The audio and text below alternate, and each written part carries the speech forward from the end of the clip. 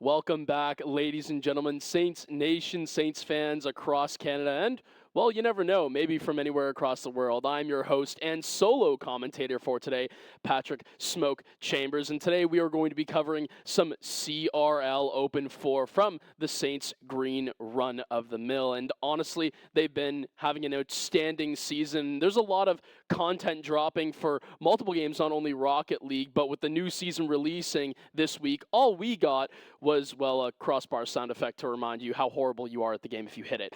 But what I can say safely is we shouldn't be seeing too much of that as Saints Green look to top the CRL world once again. They've already qualified for the CRL championships on April the 5th. Tune into that on the main Rocket League channel as well to see our team go to war against the top 8 best schools in North American collegiate, sometimes EU as well, if we're really going to count the invasion that we've seen so far. But right now, as we look at our roster for our green team, it is going to be Arju, Jazzy, and Zai. They are right now ranked the second best team collegiate, just beneath Northwood as of recent ratings on through CRL.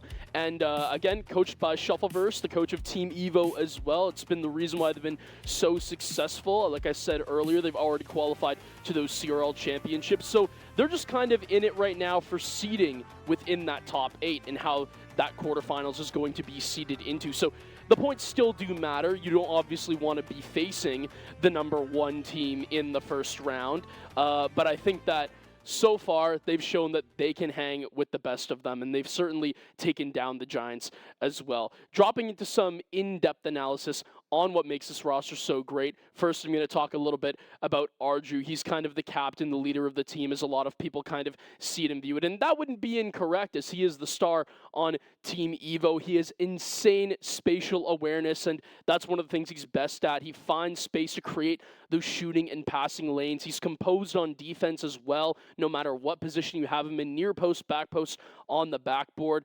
And again, I think that's where he's most dangerous, is when the defense gives him space to create. He's kind of like the artist on the pitch. And with Jazzy being the second member as well, let's talk about him for a little bit. He's kind of adopted a more highly aggressive role on the team as of this semester, and it's been working like a charm. He has a high success rate of bumps, boost steals, and demolitions as well, and that's huge for causing defenders to be forced out of position for the oncoming attacks. Boost steals leaving opposing defenses low on boost and obviously poorly positioned, and he's very clean in rotation. But what makes Jazzy the most dangerous, in my opinion, from what I've viewed so far, is when he cuts rotation and tries to then sink through the midfield to go for more aggression, to lead to follow-up shots that can generate plays. And that's, I think, where I think he slots in the best. And Zai as well, he's a world-class shooter. He has insane offensive positional awareness. And one thing he does really good on the defense is he's always one of the first people paired with Arju that will cut through passing lanes, not let plays develop from the enemy team. He's most dangerous when shooting off the pass as well. Don't get me wrong, he's incredible on ball, but shooting off the pass, making sure that someone's getting that assist, his first time finishing, is off the charts. I think that when we really look at tournament analysis as well, when I pull up the bracket here as we wait for the first round to finish, we have a little bit of a stacked one right now, ladies and gentlemen. We have Ball State right now, who we would be facing if we made it to the winners finals. That roster of Ga, Oath, and Wova, they are no slouches. We've played them multiple times in the past before. We've been scrim partners with them in the past, and we've had decent results when scrimming them then. I believe it was CRL 1 or 2. I remember watching Ball State scrim us, and I liked what I was seeing from the guys. They finished 9th and 12th in Open 3 and 5th and 6th in Open 2 and 1. So again, Ball State, they're definitely in contention as they are ranked right now the 7th best team in collegiate. If they can stay in that top 8, they will qualify themselves to the CRL championships, but they have a lot of ground to cover because of just how those points breakdowns work in the CRL. So they could definitely have their spot sniped and taken away from them if they're not careful. So this is a huge tournament for them, and they definitely have a lot to play for. Another very interesting thing that I noted when I was looking through the bracket is we actually have have our Saints Academy team that we might be facing even sooner. In fact, maybe even after we're done playing our first series in that winners quarterfinals. That roster of Kipper, Ramen, and Spoods is going to be what your Academy team is made up of. Kipper is an SSL who shows incredible promise and potential. I'm good friends with the guy off the desk as well. He's a great guy all around, and I really am impressed with how he's looked so far this season. Ramen, he's making his return to St. Clair. I remember when I was here casting Saints Rocket League a year ago, he was one of the stars on our main varsity team. He makes his return to Academy, and Spoods as well. He's kind of the star of that Academy roster, and he was one of the OGs that I remember looking at when I was first thinking about coming to St. Clair for my casting beliefs. And they are going to be coached by Press as well. Good friends with Press, stand-up dude. And they also can qualify to the Kentucky LAN as well as our Saints Green roster. So both teams there, it's going to be a little bit of an interesting one, to say the least. Another team that you're going to want to watch out for is Boise State. As we look at the players, there's Zai and Arju there just getting ready, warming up. Boise State as well on the other side of the bracket. So that's one that you're going to want to watch out for as well. I believe there's some Stockton stuff going on too, but I will say I'm pretty sure looking at this that they did DQ first round, as we saw a lot of DQs happening. In fact, looking at my board right now, winners round 1 and round 2 were DQ'd on our side of the bracket, so we're going to move immediately to winners round 3, where our first matchup is going to be either one of Cal Poly Pomona or Northern Illinois University. That Northern Illinois University roster, I've heard of them before. They are the ones who I would expect to be taking down Cal, as it is made up of Hertz, Sleasley, Moxie, and also Hawk. So I believe that those guys should be able to take down Cal, and they should be our first matchup, but you never know. It's Rocket League. Anything can happen. So I think it's going to be very interesting here, as we also see Fisher Pescados on the other side is a team that I also have an eye out for. They might take down our Saints Academy roster before they even make those winners quarters. So that's something that I would be looking out for. That roster made up of Kevin, Tasek, and False as well. So we have a loaded day just across the board, and I'm very excited to see how these guys are going to perform on the day of. And I think that the expectations for them are obviously high, but again, like I've stated before, they've already made those CRL championships, so there's not really much of a problem if they have maybe an under-expected performance, but you still want points, like I said, for seeding. It would be a nightmare if you get into the CRL championships and immediately your first matchup ends up being the number 3 or the number 1 team as of right now if you were to drop down, which would be either Maryville or Northwood, with some rosters that are just absolutely insane off the charts. And as the coach, just giving them a few words before they go in.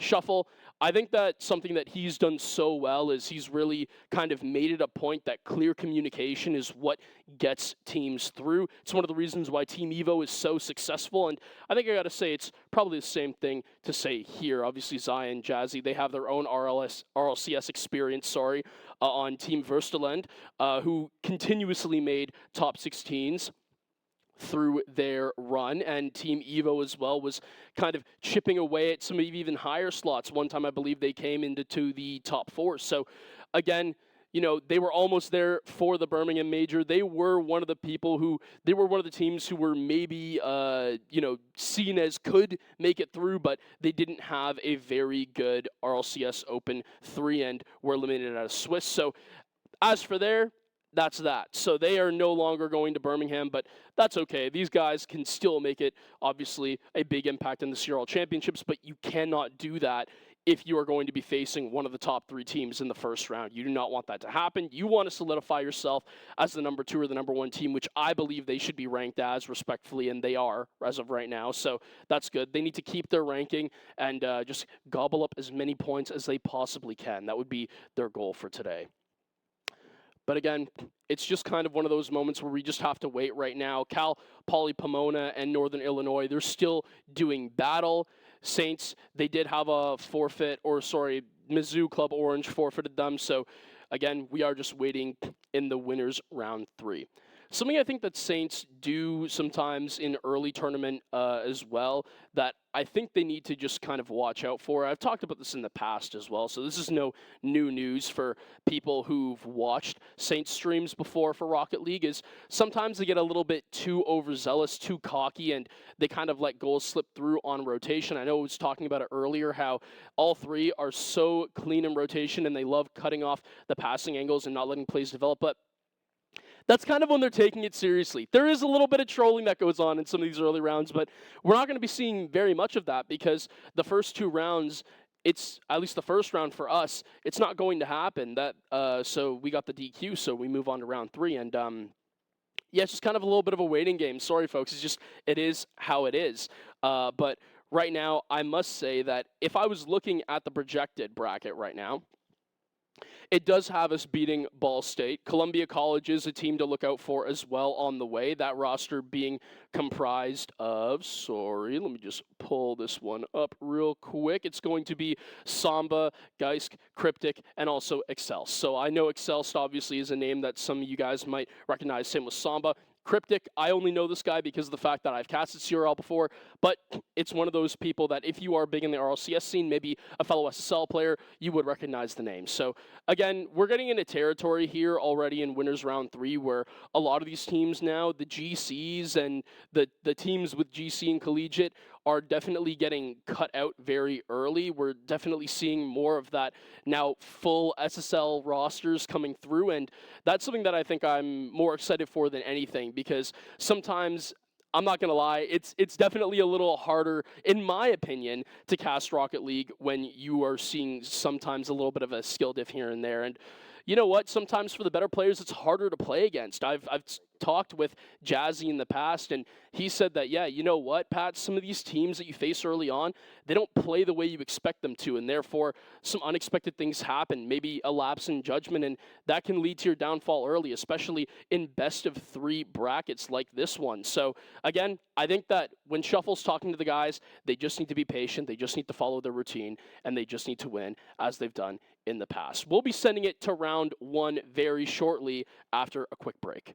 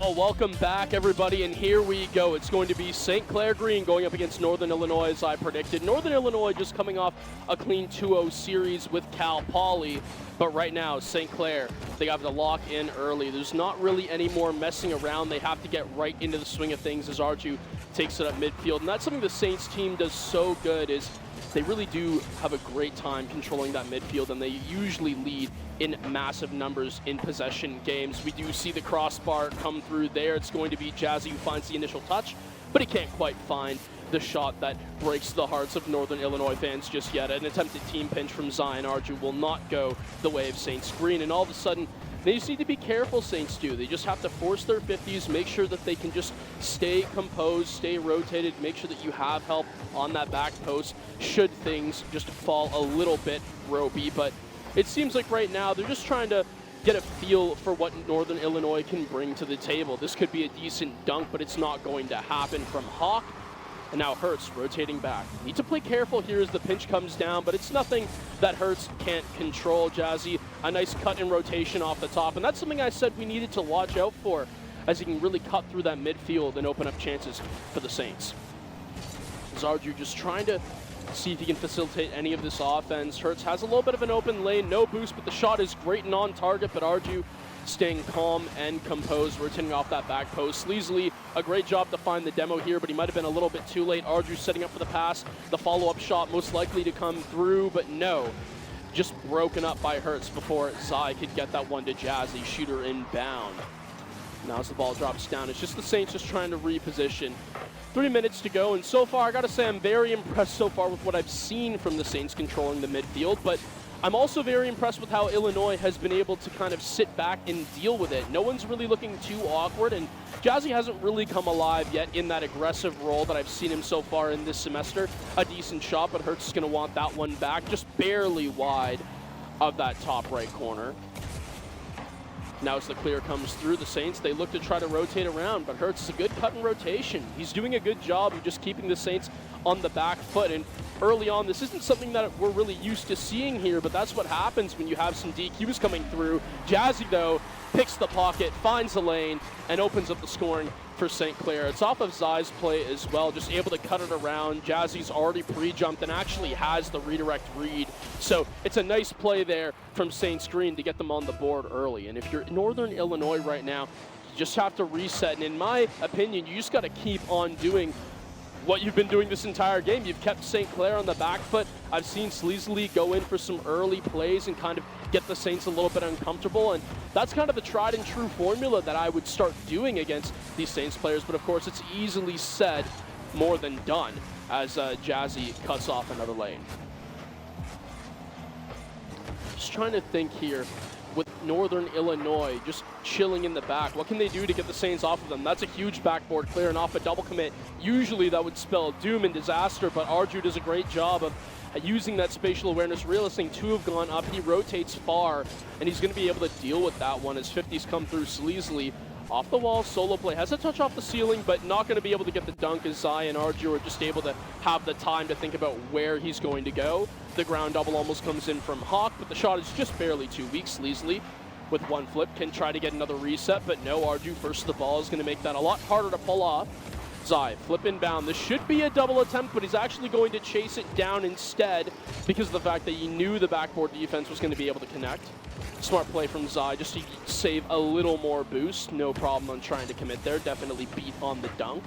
Pass comes through, though. Jazzy not going to be able to secure anything, but as of right now, St. Clair, it's working out. Reset, the dunk comes through, and there he is. Zai, the shooter, the top scorer right now for St. Clair, if I had to put my money on it. Reset for the dunk as well over Hertz. It's a great job there, and they're going to be able to find the second one for St. Clair. And so now they take their safety net of 2. This game most likely going to be done and dusted, barring a miracle or barring a throw from St. Clair. They just have to force high touches and make sure that they use their space effectively. They keep possession and keep boost out of Northern Illinois' hands. You just don't want to really overextend. There's no reason for it. Let Northern Illinois throw everything at you kitchen sink to try to create a play, and you can catch them on the overcommit back the other way. Zai with a reset, just trying to help out Arju in the back, and Jazzy's up as well, but it's just a little bit of a silly pre-jump. Saints gonna watch that a little bit, though, as the attempted cycle from Zai comes through, but because of that, the demo's gonna be very easily to follow.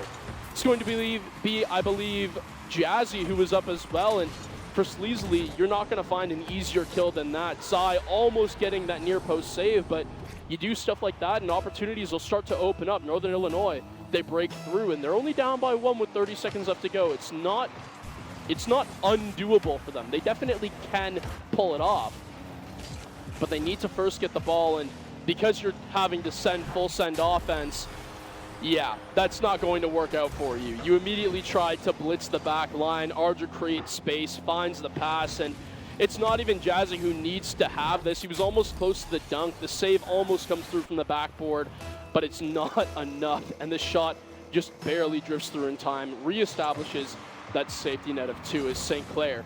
They've done a good job at least opening through gaps when available. Hawk a decent touch on the back wall, but it's not going to really matter as the time really starts ticking down. They need something, and they need it now, Northern Illinois. They do find it. Hurts off the triple commit from St. Clair. Good to utilize and to realize the positioning of Arju there is able to just slot it past the third man, and that's an easy one. But in this situation, you need to kind of change it up on kickoff, most likely go for a fake. And St. Clair, they're going to be aware of this. Sleasley instead takes the kickoff instead, and he's actually kept position for Hertz. But now it's going to be a complete team play from St. Clair. They break it down, and as long as they can keep boost and possession, yeah, this one should be all she wrote. We hear the little bit of the dink off the sidebar, but again, it comes through to no avail. It didn't really matter. St. Clair, they take game 1, and they go on to match point in what should be a very quick best of 3. We see Zai blowing, I believe that was Arju, a nice little smooch as they get ready and locked in for game 2.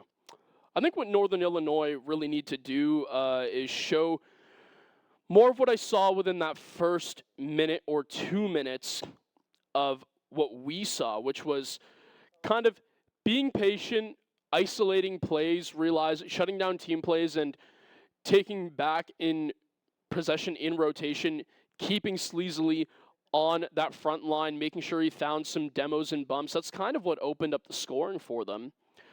I think you just got to do more of that, but at the same time, the Saints team is no easy pushover. I'm definitely seeing them exhibit those signs of maybe getting a little bit creative and maybe having a little bit of fun with their food as they go for team pinches, team plays, and stuff like that, that you wouldn't usually see them pull out nearly as often against bigger name schools that you might see down the line, such as Ball State.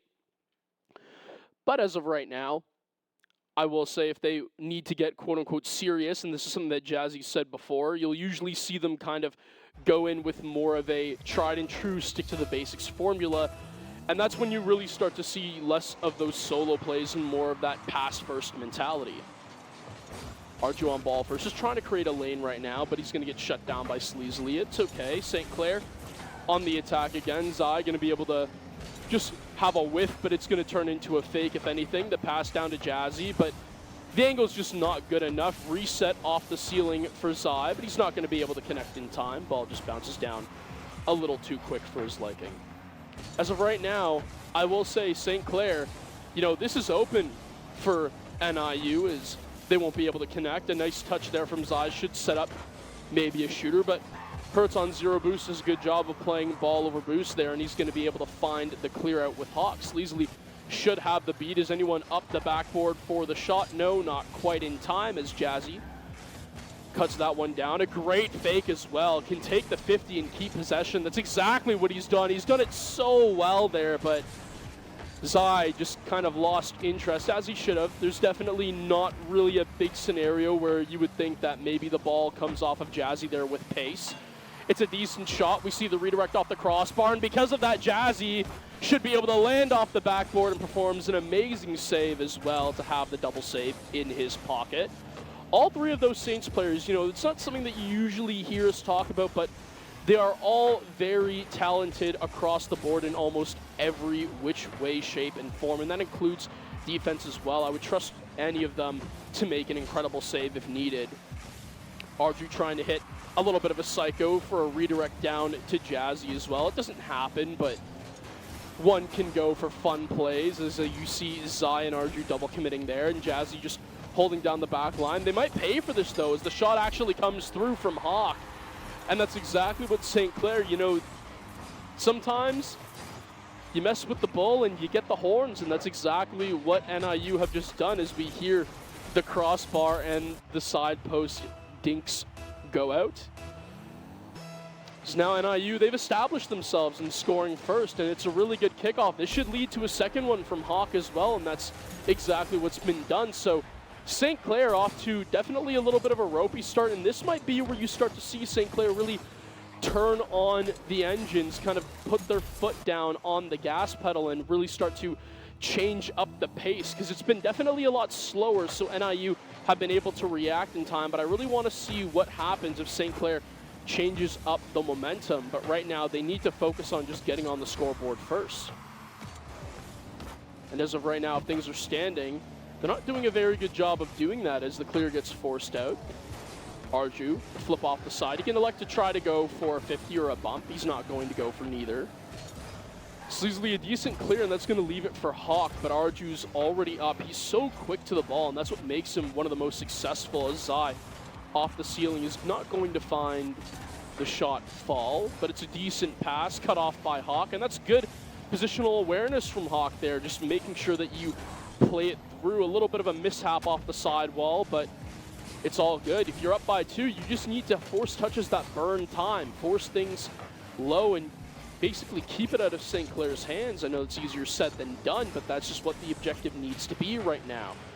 Decent demo from Jazzy will set up the play as Arju, first one down the pitch, finds another demo, but at the same time, the 50 comes through, and because of that, NIU, they still look okay. That's a great ball there from Hertz. A great job to leave as well. He's going to go for a bump right now on whoever's covering the backboard. A decent flip reset and a dunk as well from Hawk, showing that he has the mechanics to pull off the solo plays as well. The air dribble into the reset, and it was a really good job there from Hertz to kind of establish himself on the backboard, just left Zai a little more awkward and didn't allow him to have the space to create that double save potential. As now NIU, they start getting away from St. Clair, and I think St. Clair now, you know, this might be a game 3 that you go to and see early. Because St. Clair, I think they've done a little too much toying around. The team play just doesn't come through. It was just a little bit off. It was close, but you need more than that. With a minute 30 left to go, you need to get on top of your high horse, and clears like this are good for NIU because they make St. Clair have to play back. You have to throw kitchen sink right now if you're St. Clair, and that means that you will see some of the same products of what we've been looking at through the first minute. Overextended rotations, triple commits as we just see right there, and that can lead to huge clears from NIU that not only loop back in more scoring opportunities for them, but also time burn. A minute off the clock to go. Jazzy almost has the beat, but Sleasley does a good job of rotating back in time. A little bit of a miss-air and jump off the backboard, and a good idea to bump for St. Clair, but with 46 seconds left to go, I'm actually going to call it early. I think this one is done as well. I don't see St. Clair, with how they've played right now, scoring 3 times in 40 seconds. Sure, they might be able to open up the scoring soon enough, but NIU have done a great job of limiting their access. St. Clair need to dial in right now. It just goes without saying. Zai off the sidewall, trying to find maybe a redirect down to Jazzy, but Arju's going to have to play with it a little longer. 15 seconds left to go, and you are going to see St. Clair get taken to game 3 early. In a best-of-3 series, you never know what this could mean for St. Clair. Going down to lowers this early would be a nightmare for them. And yes, I get it. You know, it doesn't matter. You've already qualified for the RLC, or sorry, not RLCS, but for the CRL championships. But at the same time, seeding does matter. And you'd really like to see them rack up some more of these points. Now, yes, I do see that they're obviously smiling and they're very happy as they believe they'll be able to probably take game 3. They're probably just thinking, oh man, we really just trolled for no reason there. We need to lock in. But in a best-of-3, it is genuinely a scary scenario if you don't lock in now more than ever. But to see them laughing and having fun is a good sign, as it does mean their mentals aren't chalked early from the early loss. But good on NIU. And stuff that they were doing early and often was the products of that first minute of game 1. They kept it very slow and controlled. They played to their own pace, and they utilized the fact that if we send someone deep, we can get some Saints defenders awkward, like we saw Hertz do to Zai, which created the Hawk solo play.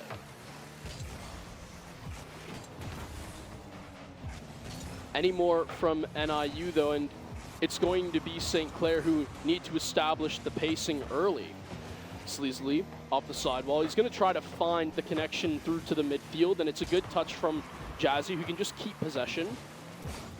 Leaving it off to Arju, though, on the sidewall is not going to be the play. Sleasley has the beat, but Arju does a great job of utilizing the play through the ceiling to be able to find the redirect to the sidewall to Jazzy. Now Zai, one touch in the tank. He has a little bit of a solo play going, but it's a great job of picking off the play before it develops from NIU, and that's something that they've done a very good job of so far, is they haven't really let St. Clair get a whole lot of shots on target. Their positioning has been world-class so far in Game 2 as they look to continue in Game 3.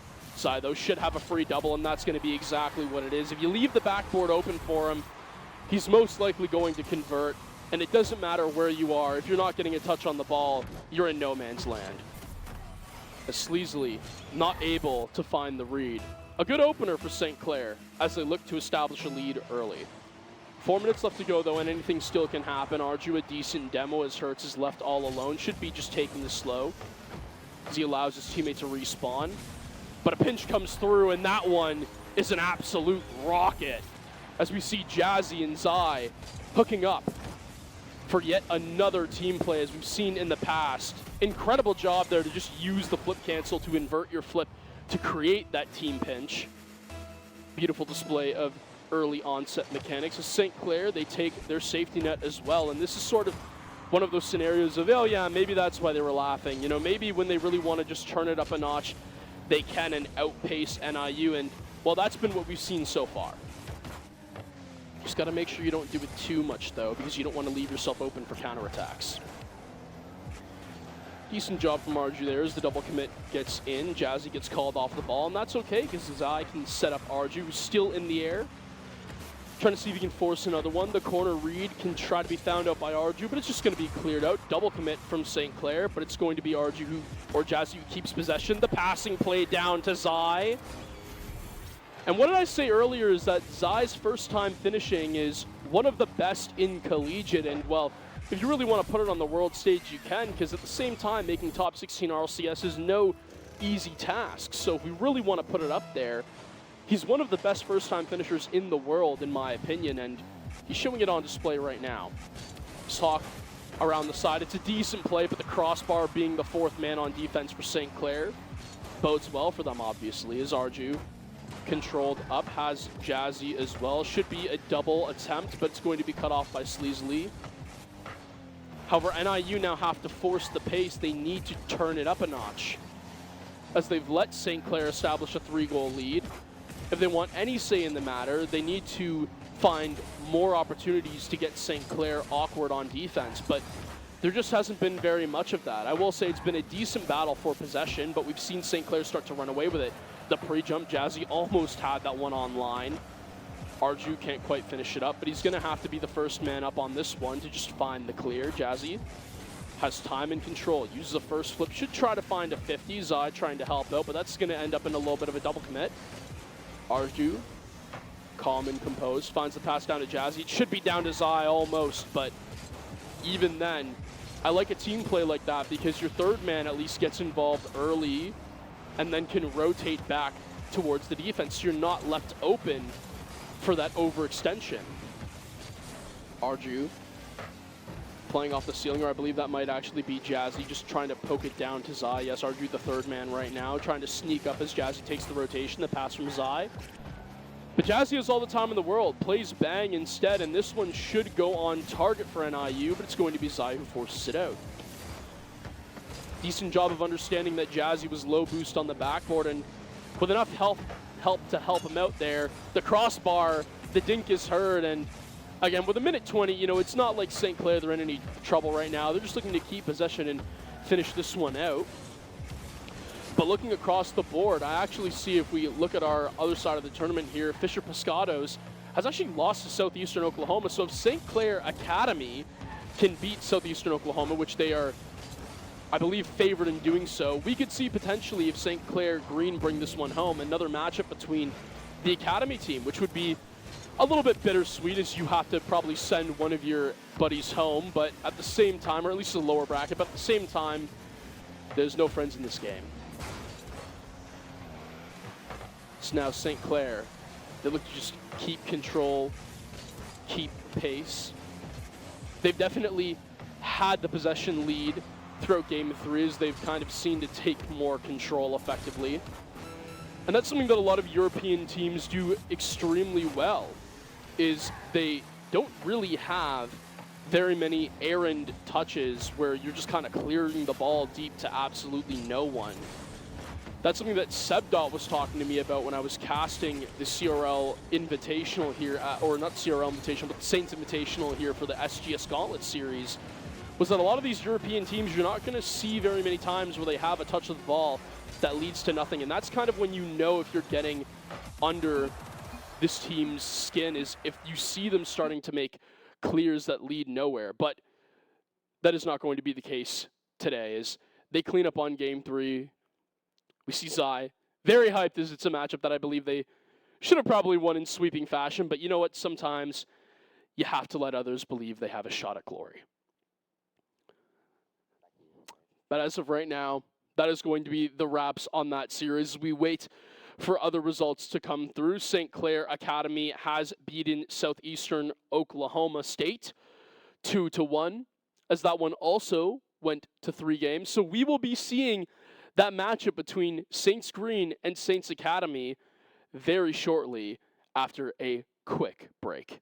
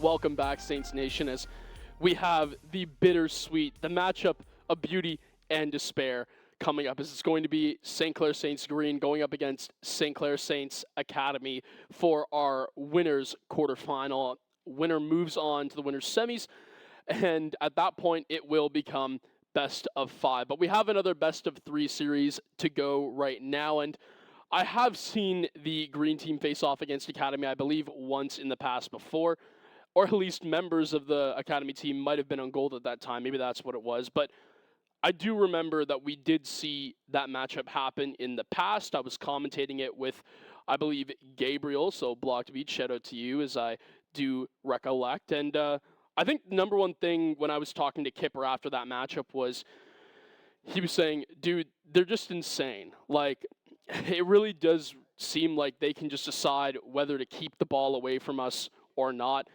And that's something that I think I've seen a whole lot of in the past, as even in these matchups in CRL, it does really just kind of seem like that's what they have the power to do on this green team, is realize when they want to give you possession or not. And that does come through from the amazing comms on keeping possession and so on.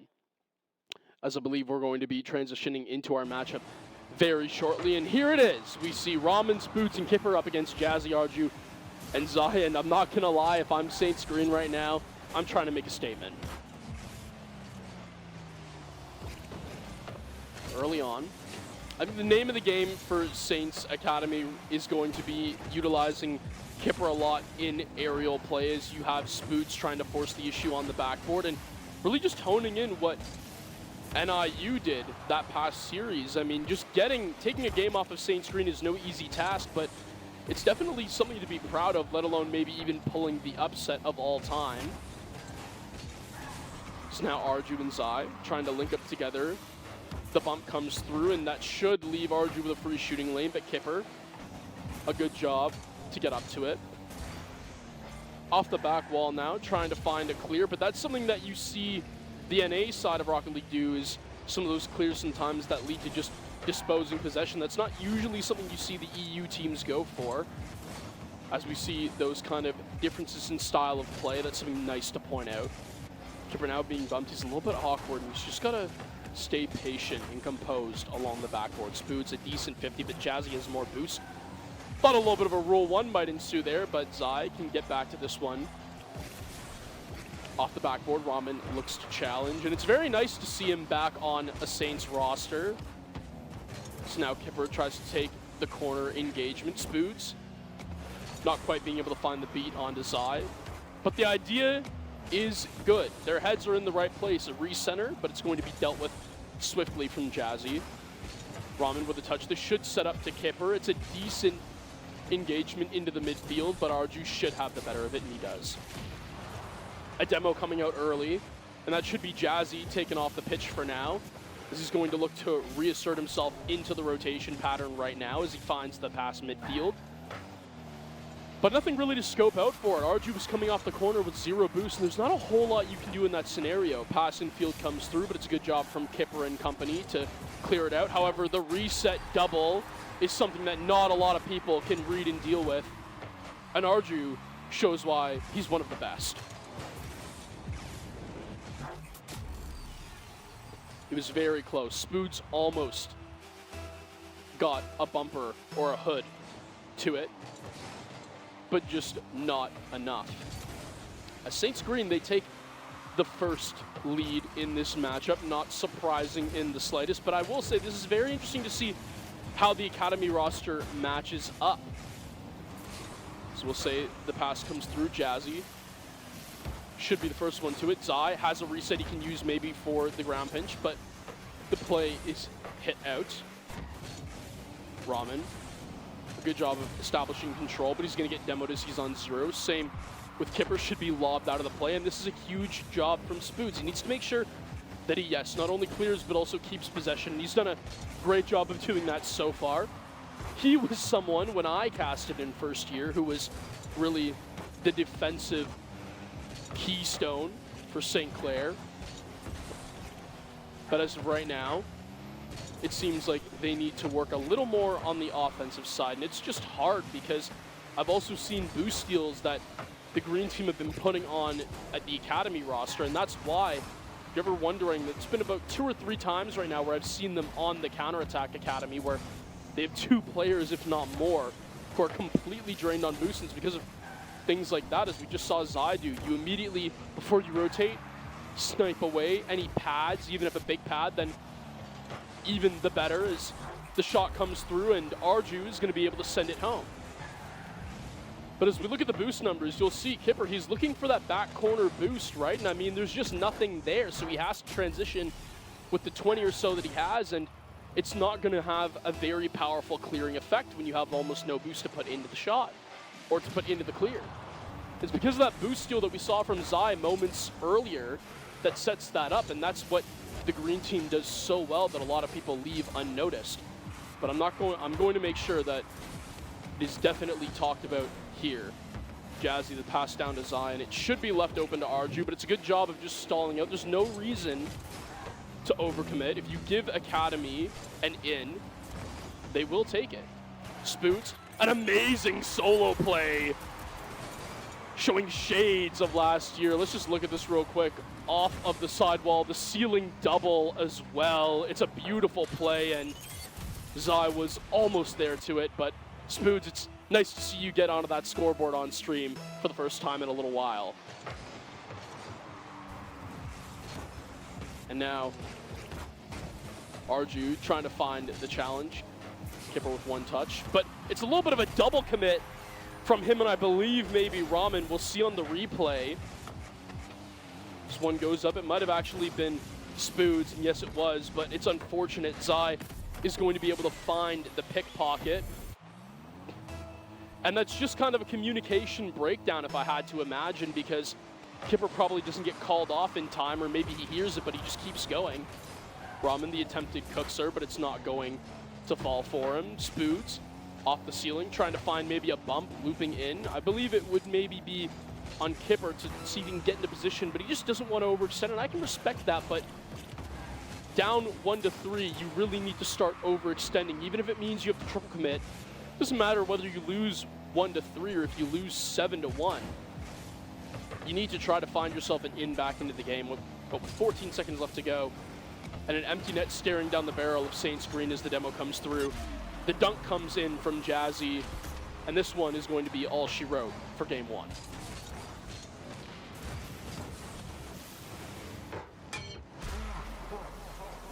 Spood's almost able to force it out, but there's just too much momentum. 7 seconds left to go, and Saints Academy, well, they're just kind of left with nothing. Maybe they can try to force a solo play, if that, but Jazzy, he's done a really good job of just dictating the pace. As Saints Green, they're going to be able to take game 1 off of their fellow schoolmates. I think something I want to see a little bit more from the Academy team is I want to see Kipper maybe jump a little more aggressively into the offense. I haven't really seen him too involved. Spoods, we saw good stuff from him, and Ramen was kind of in the midfield, but it seemed like Kipper, for the most part, was kind of left to be third man, and that's not really a place where I've seen him excel at. It was kind of the same story, actually, the last time I saw him face off against this team. He was kind of left as the third man, and I know he can do so much more when put into more of an aggressive role, but at the same time, sometimes maybe the rotation, that's just how it worked out for that game. But especially because of how good I know Spoods can be on defensively as well. I'm surprised that he's not sometimes the third man who can light up with his own solo plays when needed to, and yes, we saw some of that, but I'm actually very surprised that I didn't see a little more of Kipper in the front lines. But again, this is just going to have to be a formula that they figure out as game 2 is underway. Jazzy, kickoff goes the way of Saints Academy as they will be able to keep possession first. Spoods up to it early but gets bumped out. Ramen, a decent fake and should have a good 50. Bumps Jazzy out of the way as well. But a narrow miss there from Kipper. Spoods, a great job of just being defensively sound, has the clear, and this could be a decent passing play Down to Smooth, but Kipper just delivers it a little too low. And Arju can take control. Has a flip in pocket, trying to go for maybe the pogo into the 50, and that would have been absolutely disgusting play there from Arju, but it's a play that he can definitely pull off. Zai, just leaving it there for Arju, and Jazzy, he's just trying to wait and trying to see if he can maybe pick the pockets of the Academy team, trying to force defenders into poor positions. Ramen, Spoods, they're doing a good job of just allocating for the defense, but this clear needs to come from Kipper, and he's jumped a little bit early, but it's okay because Ramen's there. Kipper over one. The wave dash can maybe send another, but Jazzy does good work getting to it. Spoods off the ceiling, but he should be beat out by Zai.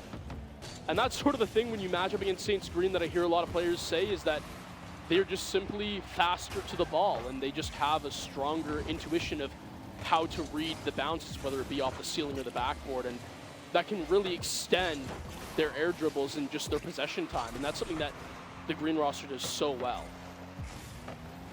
So now Spoods, first one up to it, might have a reset, and he can go for a potential dunking play, but he doesn't have the boost to get down to it, nor was another Academy player up in time. Ramen almost off the ceiling, but Spoods is going to be the one to cut it out here, and Kipper gets his boost stolen, and this is something that maybe that's the reason why Kipper hasn't been able to find very many threatening positional attacks on offense, because maybe he's getting stolen in the backfield and he's still on zero. We do see these Saints Green players, they're all loaded up on boost, but look at Academy levels right now. Spoods, the highest on 40, 12 and 0 apiece right now. For the rest, everyone actually on 0 right now for Academy as the ball's in the offensive zone, and that really does show you the story of the game when it comes to the boost numbers and how that management works out. Spoods with a dunk of his own, can try to leave it, but no, it's going to be Ramen who just narrowly misses out there. Kipper tries to reestablish, but now it's just a game of cat versus mouse. You're just trying to be the first ones to beat in rotation. Zai's done a great job of having the touch to loft it over, and because everyone's on 0, Arju has a decent recovery off the ceiling, and because of that, he can stay in the play. The pass goes central. It should be hit up by Jazzy, and it is. Potential pinch there from Academy, but it doesn't work out as Kipper was almost the spectator of it.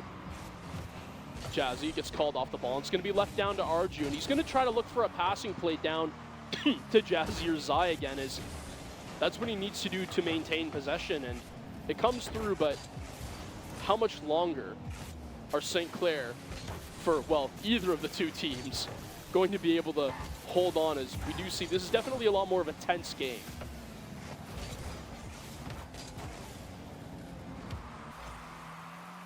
You can almost feel the tension in the air. The first team who scores is most definitely going to have a sturdy advantage and momentum.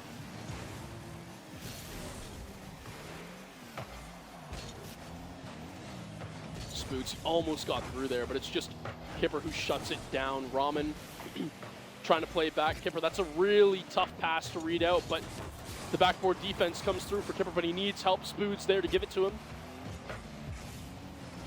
Ramen trying to advance the play, and that's good from Kipper. But look, the two on offense, they have 0 yet again. It's the same thing. Anytime Academy are on the offense, they just have 0 boost to work with. The midfield pads must be getting swallowed up by the Green roster because they cannot find anything on transition either. Jazzy off the sidewall. He should have this play picked out, but it will be Arju to help him out. But Zai is able to force the 50. Jazzy a little overextended, and this could actually be a decent opportunity for Academy to break through, and it is. Ramen finds the 50 in the challenge. With 34 seconds left to go, the Academy team, all they need to make sure they do, off of a miss that Jazzy would certainly want to have back, is they just need to force touches and keep possession. Keep the ball out of Green hands. 30 seconds left to go will be the dictator of it, and bumps and demos from this Academy roster would be great to see, as we do see Ramen come out with one there. Shot down, but a decent save, and because of that, now Academy, they'll be able to keep possession. Immediately I cast or curse them, they hand it right back over, and Zai with a ground pinch, the pass as well. Oh no! Academy, don't tell me this is where you bottle. Spoods, a decent challenge off the sidewall. Kipper, the solo play, can try to go for a dunk, but doesn't have the speed to get there in time. And now they just need to ground it, and they do. As Academy, they, at the very minimum, they force game 3. It's getting a little dicey early on. And I gotta say, I'm very impressed that they were even able to take a game off of green. But they were hanging in there. And you gotta remember, green team, you need your inspiration. Who are you doing this for? You're doing it for Chris. You're doing it for Chris Funston. That's who you're doing it for. Shout out, Chris. So you really need to lock in, as that sign says there. But we've seen this now, 2 game 3s in a row for Saints Green. At least if they pull through, they'll be properly warmed up for the winner's semi. Which, if I take a look at who is competing to be in there right now, it's Columbia College up against Ball State's Blacks roster. So we do see Ball State Black is comprised of Jesse, Altor, and Variety. So Columbia College should come away victorious, but Samba and company looking to change the difference. Kipper with a quick shot on net, and early offense established. And you know what? Maybe this is where Academy really turns it up a notch. Maybe they sort of boot this into Cloud 9 and they kind of get going with the speed. Kipper can try to find a flip down to Spoot. It's going to be what happens, but Arju there to meet him. And how special of a moment would it be if this Academy roster could just take this game 3 away from Saints Green? I mean, personally, for stream's sake, because we're following Green, you know, I wouldn't want it to happen. But as it stands right now, that is not how the tide will be turning, because Green, they've found their first on the board, and they set the tone early. Arju, first one to that backboard. It's going to be Jazzy who gets called on. Ramen, a decent try to solo play, but it's just too easy to be read out from Arju. He knew exactly where that ball was going off the ceiling. No boost, but he has the reset to force a pass. Ramen all over it, though, as he can try to find the touch to loft it up to Spoods. He'll do just that. Pick play comes in from Jazzy, and that should be able to free up Zai, but a good job from Kipper to stay composed. Grabs the mid boost and is now looking for a bump. Something I want to see a little bit more out of it from Academy. I used to remember Ramen used to be someone who was kind of like that backline exterminator for the Saints team of old. Right now, I've yet to see him encompass that role.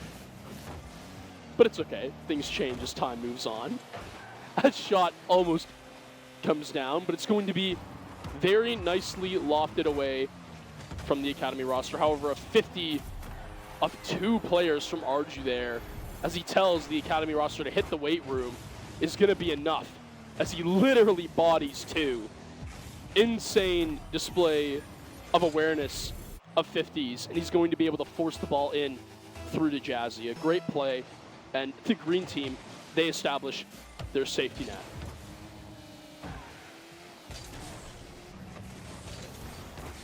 Reset the pass. No, barely. It would have been a decent one. Follow-up shot. And those are where the team of the green are most dangerous in. Those follow-up attempts, it doesn't necessarily need to be Jazzy. The first one doesn't have to come through. It's just the cuts in rotation. Something I was talking about in the pregame, actually, was that that's where Jazzy's the most dangerous. We saw him cut rotation there, and he generates the play that leads to the follow-up shot from Zai. It's one of those things that he does so well, and it's one of the reasons why, while they're ranked right now, second best in the collegiate landscape. Zai needs to play a little bit careful here, but he's going to have the first touch, and should Kipper find it, the team pinch attempt tries to stroll through, but Spoots going to have a pass. There's Kipper, a decent shot, but a better save from Zai. The follow-up attempt from Ramen, though, will at least bag Kipper an assist. As the Academy team, they finally develop a play on offense where they have more than 15 boosts per person. And guys, wouldn't you know it, it's almost as if offenses where your team has boost lead to shot attempts, which in turn lead to openings for goals. So Academy, they need to do more of that, but again, that's also generated from a hole in the midfield left from Saints Green that they don't usually give up. Arju off the sidewall, tries the ground pinch just for the pass, but it's not going to go through. Kipper reads it out, but with Zero again, he's going to miss that midfield boost, and now he has to dictate the flow of this offense through Zero. It's a couple of good 50s, but it's not going to be able to do justice, as Jazzy's going to be able to take it off of him. Spoods, almost the save, almost the double, as Arju tries to move in. Jazzy has to be careful. I was going to say, if he gets beat out there, he's on a 1v2, but he's able to find the ball quicker. Ramen, Kipper, they link up for the pinch, and is that on target? No, just off. That one would have been nice to have, and with a minute 30, you can definitely feel the time winding down for this Academy roster, and that isn't going to help them at all. I believe it was Zai from Arju's pass in the back line. It was who finds the double and the assist down to Jazzy, who's just lurking in the shadows. 4-1 your score line is Saints Green. They seem to have this ability to lock in. Fond message of Chris Funston, as we saw earlier, as they are able to now establish that 3-goal lead in Game 3 and really send the message home that they are the better overall roster, which would stand to be, as they are our main varsity team. But I do really got to think, like, how funny would that be? How awesome would that be for Kipper, Spoods, and Ramen to just be like, yeah, we beat the green team. That would be kind of cool. But that time will have to wait for another day, barring a miracle. Zai has one pass. I thought he was going to have yet another goal, but that is not going to happen. Jazzy up a little early, and Zai is a little bit, you know, I was going to say awkward to start, in an awkward position, but as a great player that he is on ball, he shows that he can turn any situation into a winning one. Ramen. Pinch off the backboard, just got to be careful now, and with 30 seconds left to go, I think this one's done and dusted. I gotta be honest here. I do not see Academy coming back. It's just, there's too much against them. 20 seconds on the board and ticking. And it will be your Saints Green roster, as I believe Jazzy he was on the near post, but he didn't want to touch it. He just wanted to give him a consolation goal, as I do see there. Actually, he definitely wouldn't have been able to make that. I thought he was just kind of sitting there at first glance, but no, Ramen's shot actually does beat the defender, and Jazzy's not back in time to deal with the oncoming pressure. 13 seconds left, though, and it's not going to really matter. It's all forlorn as Academy tries to make one last team play happen, but instead, Saints Green are trying to turn it back on them. GG's as Spoods leaves the match early. And that is going to be your Saints Green roster. Moving on to your winners semi-finals. I look real quick at the matchup that could potentially be happening there. We don't have the info quite yet, but I believe it should be Columbia College. So we do see, as I take a gander here, that's the overall message that you had to send to Saints Green, and well, they did a very good job of doing that, as they definitely did lock in for you, Chris, on that Game 3. But looking at where we are going to next, Columbia College and Ball State Black are doing battle right now. I don't have a current result for you guys on who we will be facing next, but what is to be said is that I don't care whether it's, you know, CRL, URL, BARL, Saints in 5. That's how it's going to go. That's how it's going to go. Saints in 5. And we'll get into that matchup very shortly after a quick break.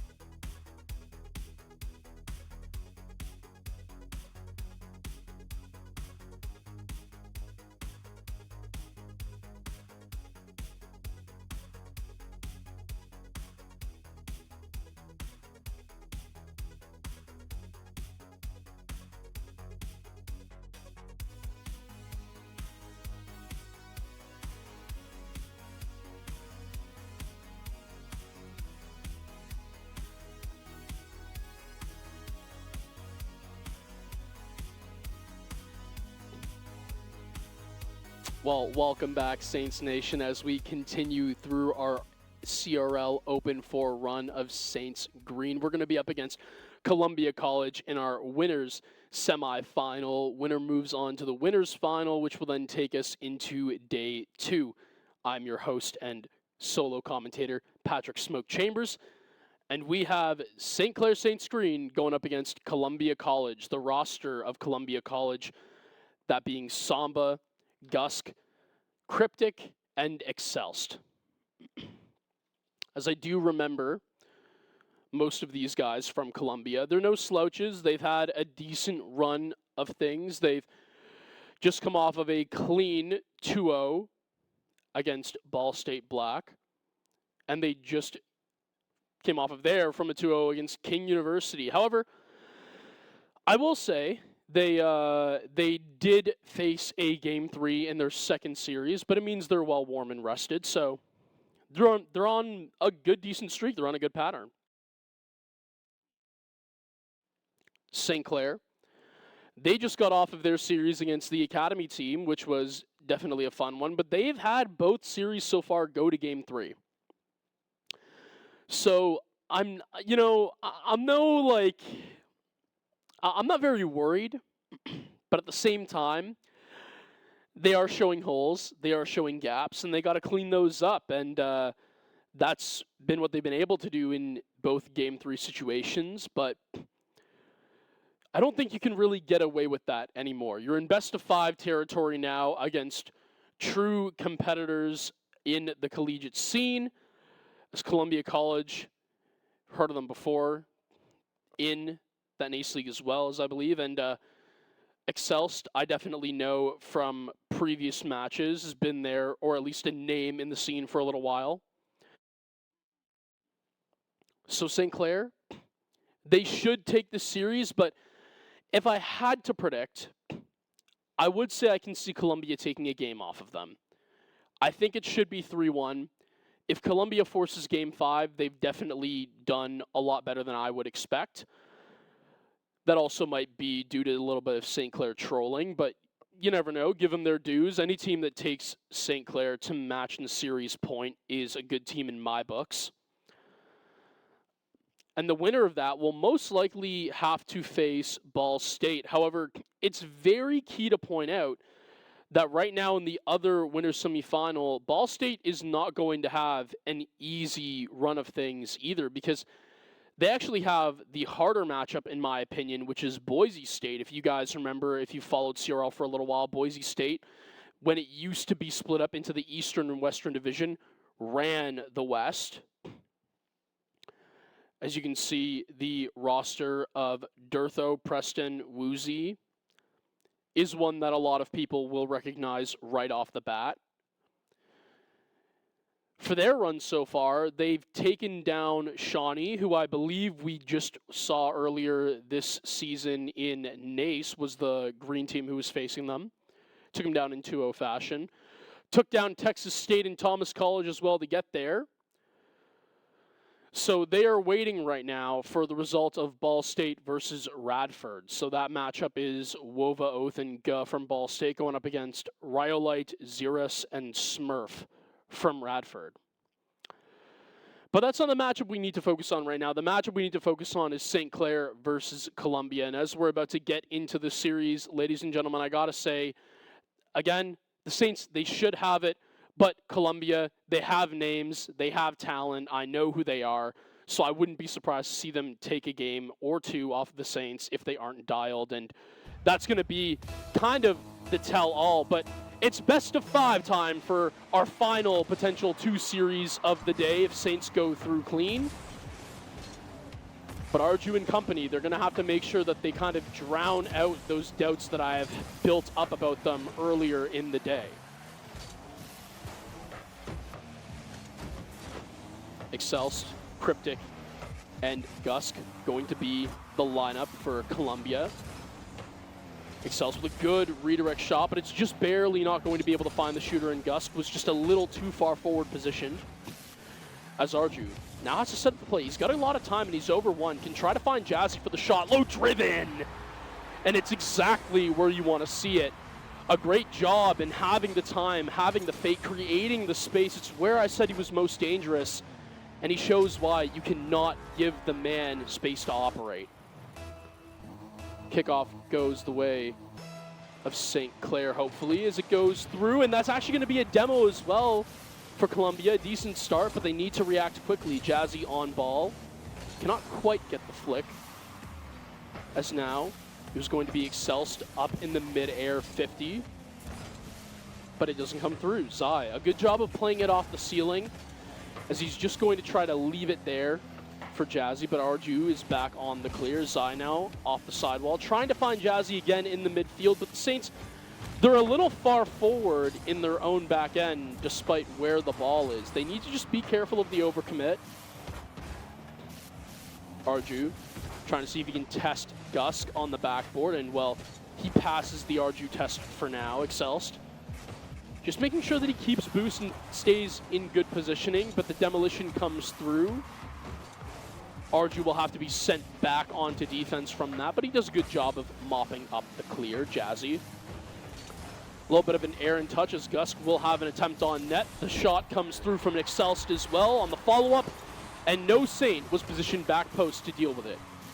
A great job in just reading through the intentions of St. Clair's defense. We see Jazzy was just on the near post, and Zai hadn't quite made the rotation in time to deal with it.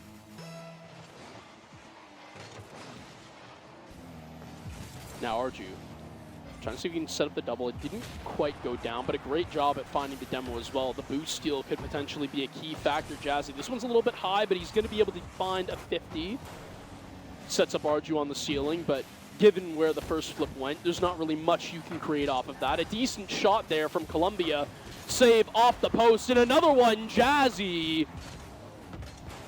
He's looking incredible on the defense as he keeps St. Clair drawn at 1-1.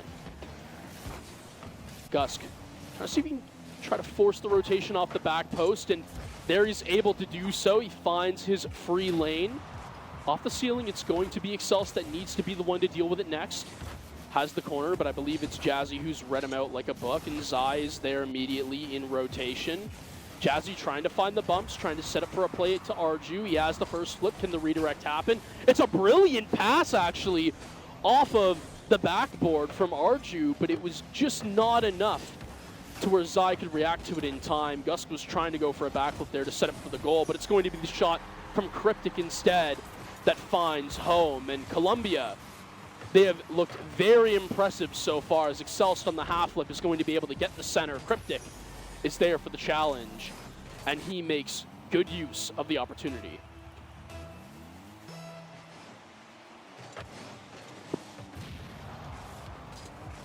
Arju, solo play, has a reset, can try to get it around one, tried to go for the double reset. I don't know if I necessarily like that. You had the shooter to your right, but maybe it was because your defense as well. Maybe the third man wasn't fully established. I don't know, but I'm also not a pro player, so sometimes you can't really make those reads. You just have to go under what you see, and at the time, Jazzy sees more than I do because he sees the shooter in the midfield. Zai just chilling, waiting, lurking, seeing if he can just be patient. That offensive positioning I was talking about is so key, and he's able to just have the perfect touch to loop one through for St. Clair. 2 apiece as Columbia look to respond. St. Clair, they're going to see if they can beat them to the counterpunch, though. Arju off the side, and just got to be careful right now of where you're going to place this 50 Jazzy. It's a good job of keeping it low.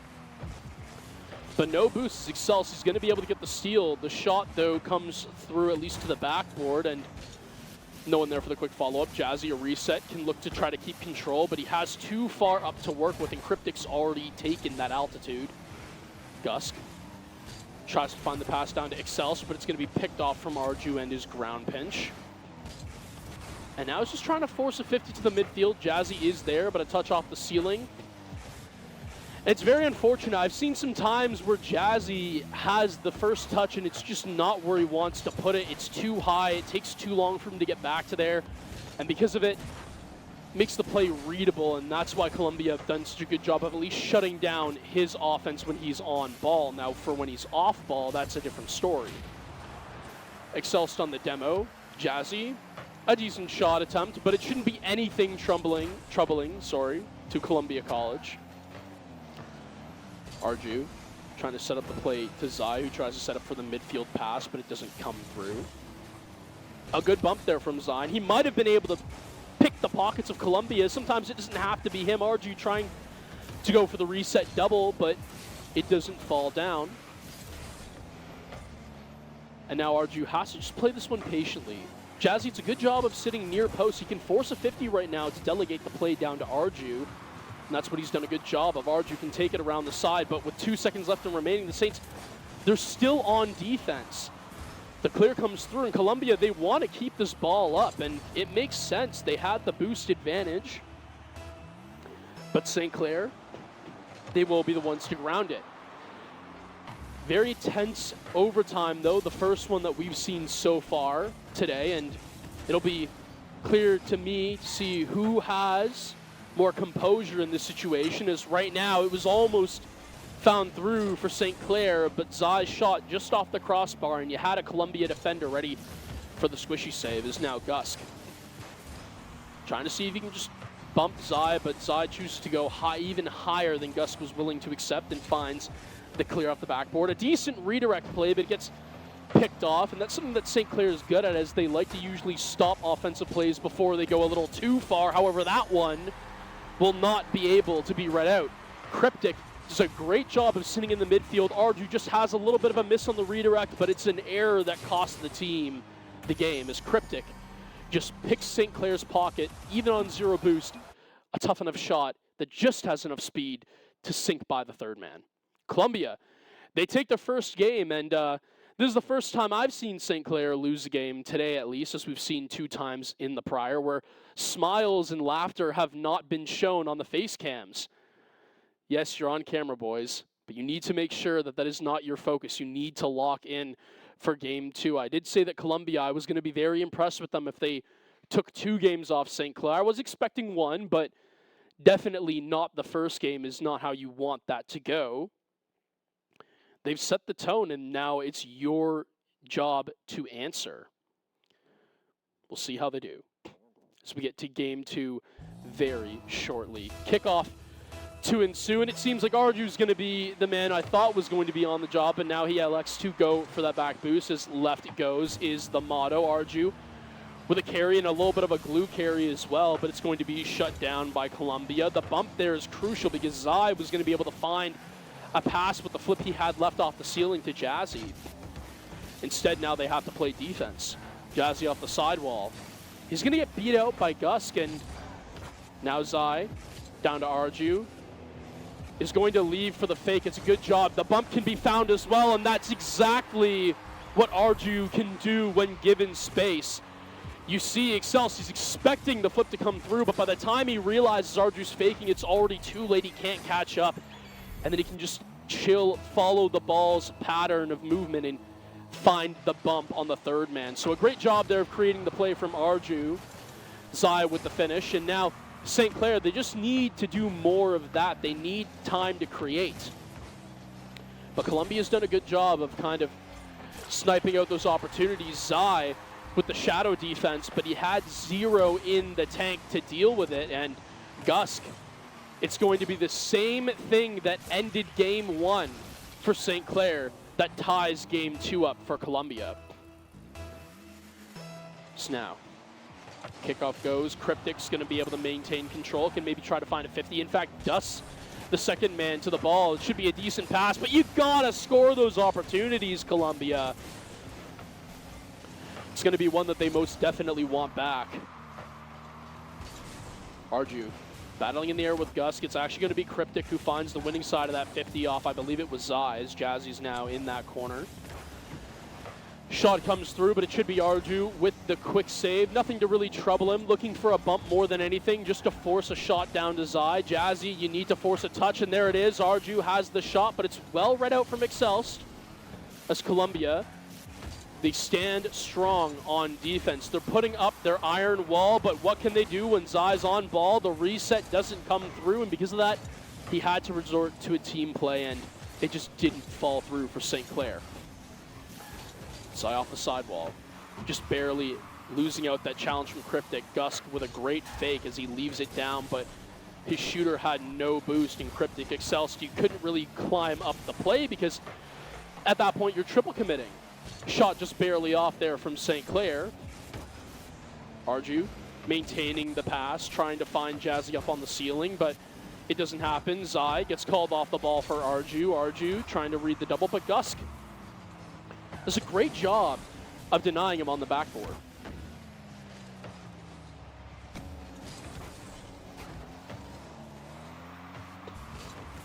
The Saints right now, they're just trying to take time and build up a play. They definitely kept offensive possession a lot better than Columbia in this last 30 seconds, but then again, no fruits of their labor have been produced from this. Jazzy, 50 to go, and now it's going to be left to Arju, and he has a lot of time right now. He can create a huge flick that's going to dump the ball down, but no one in rotation for the Saints on offense was able to get into it.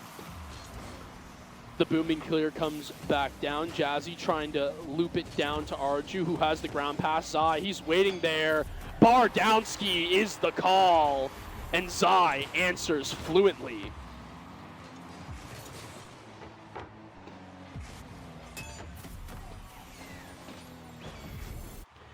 It's very tough, but you definitely cannot do anything but watch if you are a Columbia defender. That shot, just too much pace on it to get back to. Arju trying to force the play, and Jazzy has a flip he can use to try to force a 50. This will allow Zai to try to create something on offense, but Excelsior does a great job of playing around it. The Musty comes through to try to force the ball downfield. Cryptic almost had one. The team pinch. No way. Is this going to lead up to a goal? It was a great team pinch into his shot, but Jazzy just not able to bury it in time. It was a great job from Gusk staying calm and composed on defense. Excelsior's good clear here, and that should loft the ball up, but it's going to be no one other than Zai who has his name to it. A decent flip off the side while trying to extend the play, and look at Columbia. They're so compact right now. They're trying to force a bump, but they're just too close together to make it happen. Arju, it makes the play so readable. But in transition, Columbia have looked very good. Cryptic on ball, needs to make a move, has a reset, gets it over one. Can he try to find the bump? That was a really good attempt to leave the shot for Excelsior, but St. Clair, they were just able to react in time. Passing play goes out. Arju with a reset, but it's just not the best positioning. He has to, shortly leave it there for Jazzy. Excelsior with what I thought was going to be a controlling touch, but a good bump from Zion. That will allow Arju to be on ball. The pop comes out, the shooter inbound. It's a great save from Excelsior. But the Saints, they had something going. 29 seconds left to go. You do not want to give up anything in transition as you have in the past. The shot comes through, but Gusk not able to bury it. St. Clair, they stay composed on defense, but look at this. The shot comes through, the fake, no, the crossbar, the doink! It's going to be the fourth man on defense from St. Clair, who just barely helped them. Game is not over though. Excelsior has control and Gusk has boost. The pass can come through, but that's going to be all she wrote as Arju controls from the near post on the backboard. That was one of tension, a barn burner to say the least, as Columbia, they almost found their remedy. But it was St. Clair who put up the walls in the right spots to get the job done. Gusk, ooh, that was a tough one. You had your double there, and then the follow-up shot from, I believe it would have been Cryptic. I don't know if I'm getting that right, but I'm just thinking of who the follow-up shooter could have been, seeing that Excelsior then took the ball up to the corner. But I think for Columbia, you really want to have those chances back. Those are tough misses, but at the end of the day, you're only tied up one apiece. You have let St. Clair back into the series, though, and that might be something that they pay for. The reset, Arju, he might have the dunk as well. He does exactly just that. On the solo play, there's match the artistry of Arju that we've seen on Team Evo throughout the RLCS and throughout CRL for the Saints team, and he proves that statement once again. No one fast enough for Columbia to make the read off the backboard. So now demo comes through as well, but Arju, you just gotta let Jazzy play with that one a little bit longer. If you overextend, you're leaving Zai, and a team pinch as well! Excelst, let's run up the speed numbers, why don't you? Look at this one more time. Off the sidewall, Cryptic, Excelst, a match made in heaven as they send that one to the heavens gates of the goal. The upper 90 being rang out as Colombia, they make a huge play to dive themselves back into Game 3. St. Clair, what do you do to respond? It's a solo play from Zai, but it gets picked off from Cryptic. It's very easy to get a little overexcited right now. Colombia, you've hit a big play, but you need to lock back in all the same because St. Clair, they're at the door and they're knocking. Arju looking for a bump in rotation. He's not going to find it, but he at least makes Gusk have to chow a little early. 30 boost. And Gusky's just going to have to sit and wait for that first 50 to be forced out from Cryptic. Does a good job of clearing it though. Arju has time. He also has a shooter in the midfield. The pass comes through. I'm actually very surprised that no one from Colombia got to it. This one should just waterfall down, and Jazzy almost had a read. Arju, a great lofting touch as Gusk with 0 boost has to clear out. He's done a good job of getting rid of the pressure, but as quickly as he did of disposing it, it comes back again. Jazzy trying to find that ceiling double, but Excel's dealt with it well, and now as the clear comes through, it's going to be Jazzy on ball again. Arju now trying to find the 50 from the midfield. Excel, he should have this one through. He has the gap. He has the hole from St. Clair. And all of a sudden, Colombia, they are looking very dangerous. They've scored 2 unanswered now. And St. Clair, this is where you need to watch out. You're starting to kind of falter a little bit, and I think you need to sort of switch on a little more than you already have. And to deal with it, I gotta say, Colombia's defense, they need to be destroyed. You need to send someone to claim boost pads. You need to find bumps. You don't necessarily need demos, but you just need to force these Colombia defenders off of the backboard. They seem to always have someone there to deal with the high play and force low. And when that happens, it's a lot easier to dispose of offenses. Arju down to Zai. The flip should find a gap. He has the dunk, and with the remainder, he will force it through. Saints, they find their answer. As now we see it was a double commit from Columbia College on that near post. No back post help, as even if you had a defender back post, I don't think he would have had the time to deal with it. Zai was closing down very quickly as Saints, they find their equalizer. And why not take it up another step? Why not take the lead right now? That would be huge for St. Clair if they could suddenly come up with 2 unanswered of their own. As Jazzy, the pass down to Zai, but it's just a little too far. Now this is huge. This is something that Arju does so well, as he burns time by just creating touches so that it leaves Jazzy and Zai the time to get back and maintain full boost. You saw how he took the first touch, and he even reads the second from Colombia as well.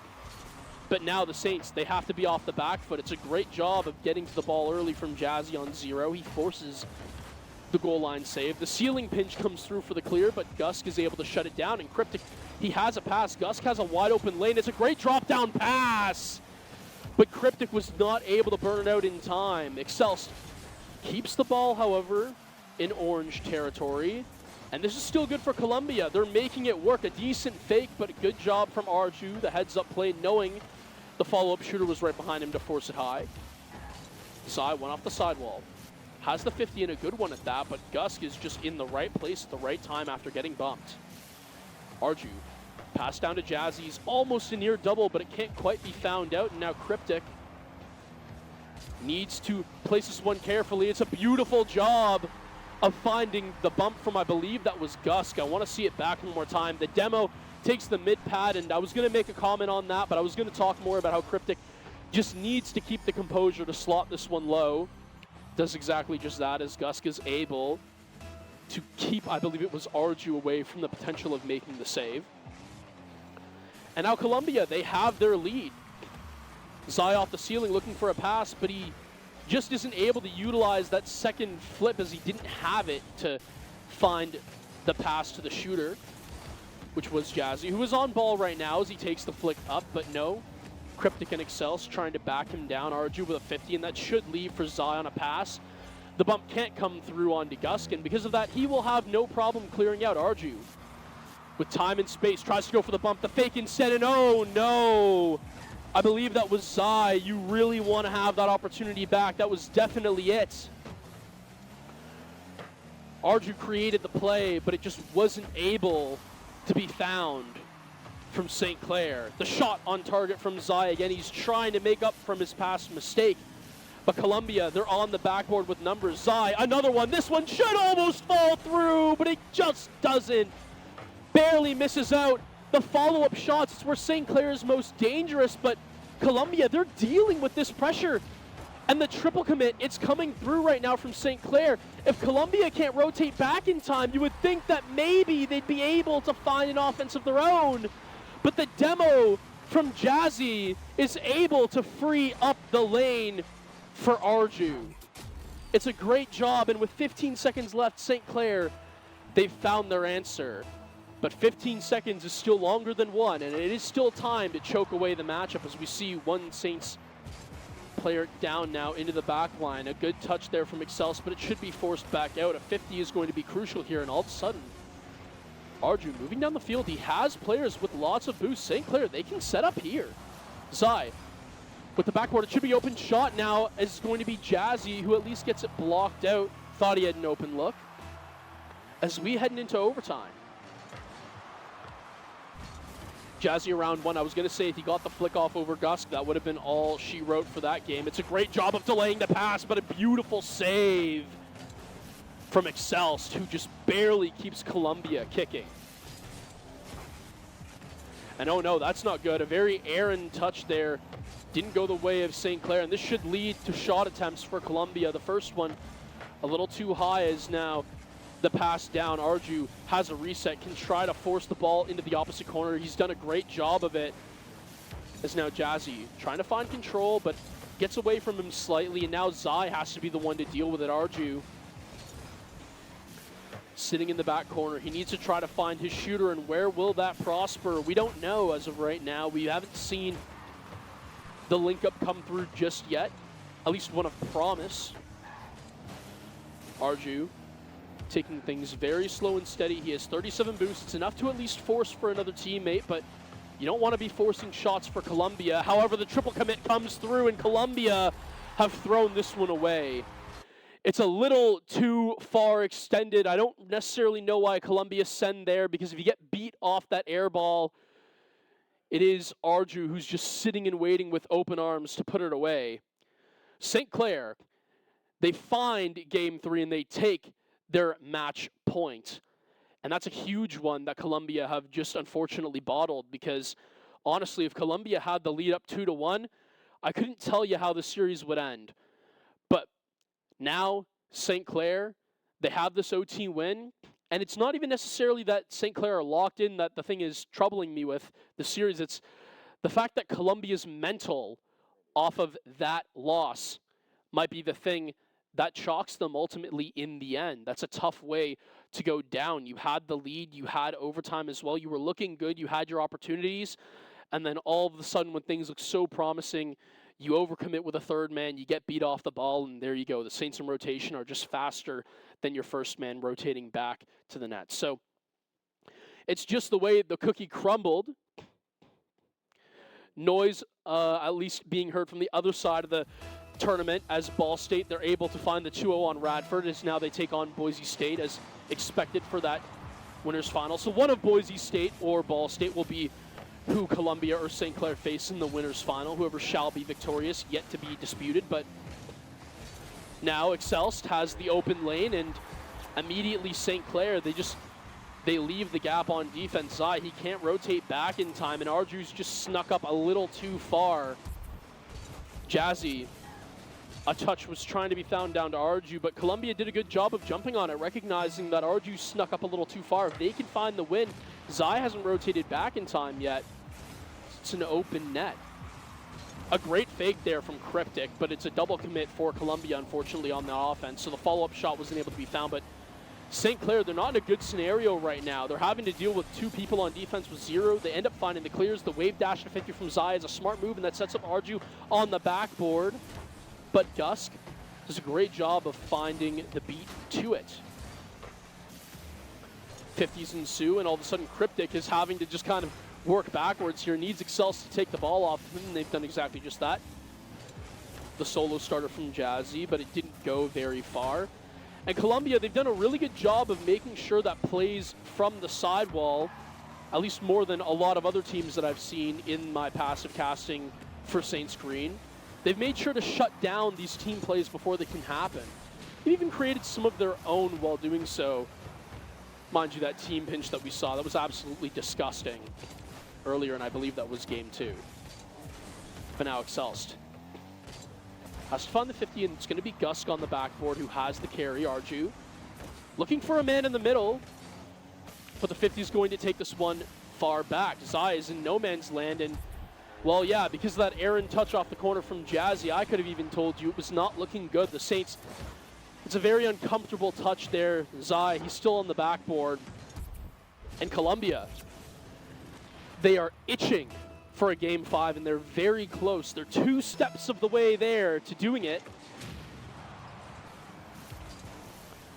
The third step is just making sure they can keep St. Clair tamed. As of right now, it seems like that will not be the case, because the ceiling pinch from Zai is just simply too good as it sets up for Jazzy to be able to find the clear shot. It's just unfortunate. Gusk and Excelst, they're both positioned back post to deal with it, but sometimes you never think on that angle that you would shoot behind, but Jazzy, he knows better then, and he's able to find the angle. Arju, he's in a bad place right now, has to be able to get to the beat of Cryptic, and he's done just that, but Cryptic on again, or sorry, that would have been Excelst actually, so Cryptic on the offense again. He's not able to just quite break through, but he creates a lane at least for Excelst, trying to find the shooter inbound. Gusk has just been sitting in this midfield for so long. He was definitely sitting there just waiting for the ball to come through. But no one on St. Clair was trying to bump him out because, well, frankly, they weren't in the position to do so, as now Jazzy trying to create the play. Arju. Zai. A very risky turn, but he has the ceiling. Does he have the boost to work with to try to find a pass? He does, and as working with Jazzy, Arju has not chosen to commit. He just wants to make sure that St. Clair don't give up too much on the defense. It comes through. There should be a ceiling double right now for Zai, but it's a good job off the backboard for Columbia to deal with the pressure. Excelst, decent 50. I thought Zai almost had a lane there. If he could have maybe found a demo or a bump on Cryptic, the offense would have been wide open for St. Clair, but that chance did not get generated. Is now Cryptic just trying to find bumps before he rotates back. He's found Gusk at least, who can try to find 50s before looking towards the midfield, but now Zai has a carry. The pass comes through, a decent block from Cryptic, as that one was easily read out. But now Arju has time to create, and maybe the bump off the backboard would have been a little bit too much for Columbia to deal with. In fact, they're still struggling to recover. This one should waterfall down. The squishy save has to come out from Gusk to deal with it, or else Arju would have had a free slot on net. He does well to get rid of the pressure, though, and now Jazzy chain dashing on the wall, trying to see if he can find anything to work with the play. He's going to be able to have the flick over, but Excelst deals with it well. Columbia and company, they're doing a really good job of limiting the Saints on offense. They have really all series. I got to tip my cap to them.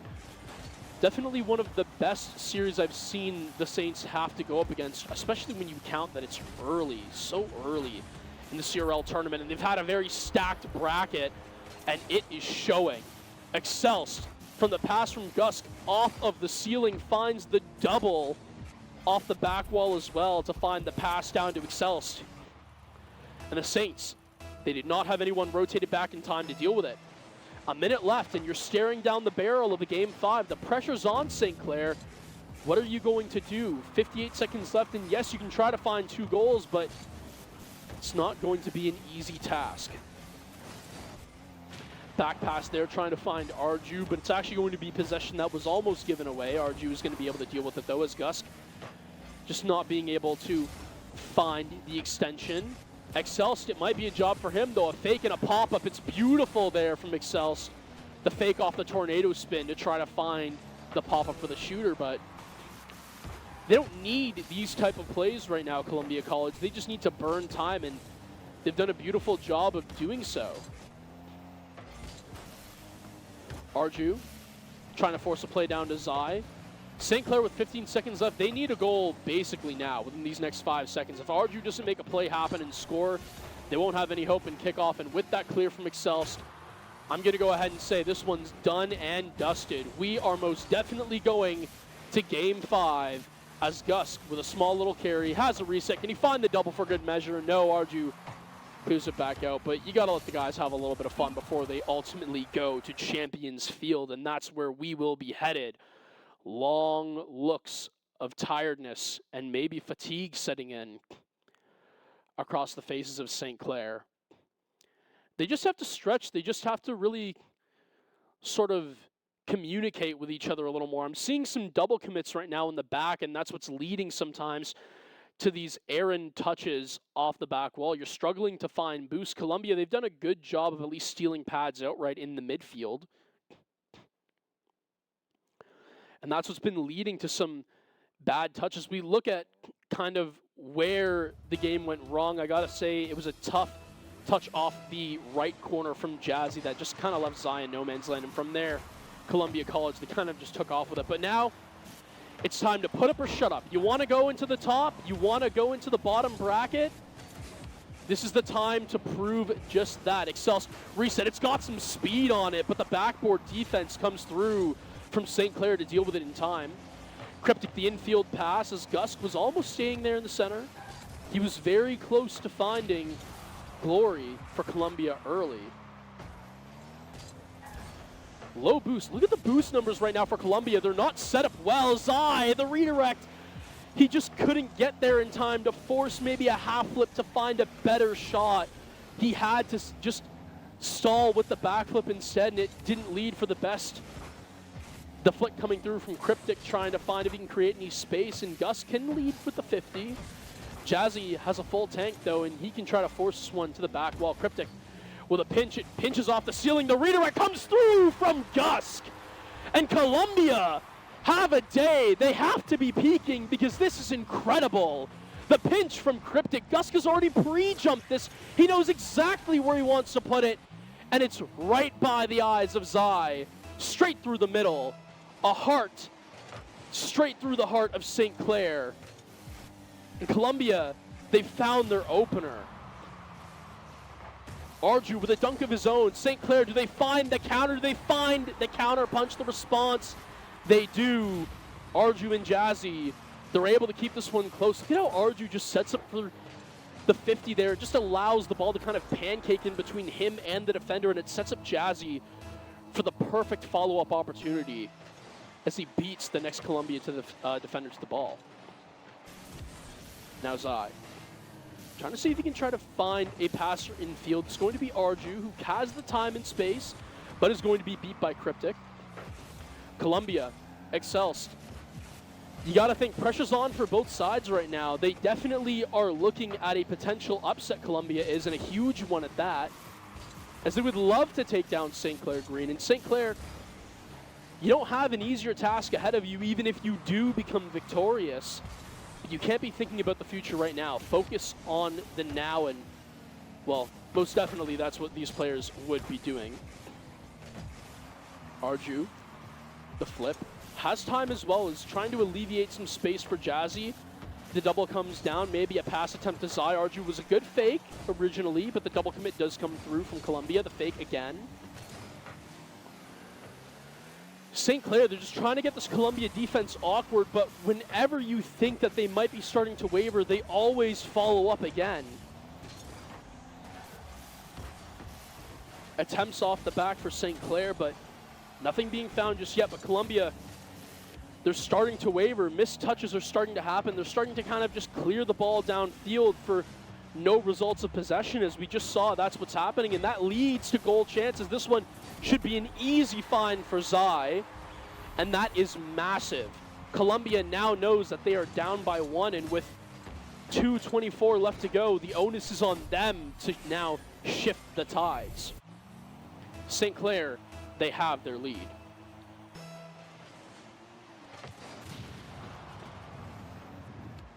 Gusk. The flick in the beginning, just trying to force anything in field for Columbia. Cryptic, we've seen him be on the end of some incredible pinches. He tries to make another one happen right there. Great ball control, just trying to bait in any defender from St. Clair, and eventually takes the flick, but it's been read out. His intentions were readable from Saints defenders. Cryptic, a great pass. This one should be let back up. Where's the follow-up shooter? Excels just didn't have the angle to try to find one on paper for Columbia. And instead we'll have to settle for what I was going to say is fantasies, but now Gusk is going to turn those dreams into reality as he finds the double tap that allows Columbia College to equalize with 1:42 remaining. Saints, they look a little bit thrown off their game. I can't lie to you guys. They're definitely wavering and tilting a whole lot more. They are bending a whole lot more on defense than any Saints fan would be comfortable with. Certainly the players themselves is almost another open net as Jazzy, the one back. But St. Clair, all tied up. They do not have momentum anymore. And the double comes through from Gusk as well off the 50. And with 1:24, are you a believer, Columbia? Can you find that upper bracket final? Can you send the number 2 ranked team in collegiate down to lowers early in day 1? The proof is in the pudding, and right now, Columbia, they have their spoons out. They're almost ready to eat it. Zai, the pass to Jazzy. This is any man's game now, as you need to find a goal no matter what. Force overtime is the sole goal. Can St. Clair come through? That would have been an amazing shot as Excels was the third man with 0 boost. Bump comes through. It's a double bump as well. Cryptic has to take his time here. It's a great job of forcing the play. Almost even lands on it again, and no, that would have definitely been the solidifying shot. But Columbia, you almost feel like the job has been complete. Oh no, this has to be a good touch off your back wall, but Gus doesn't have very much. Deals with it well.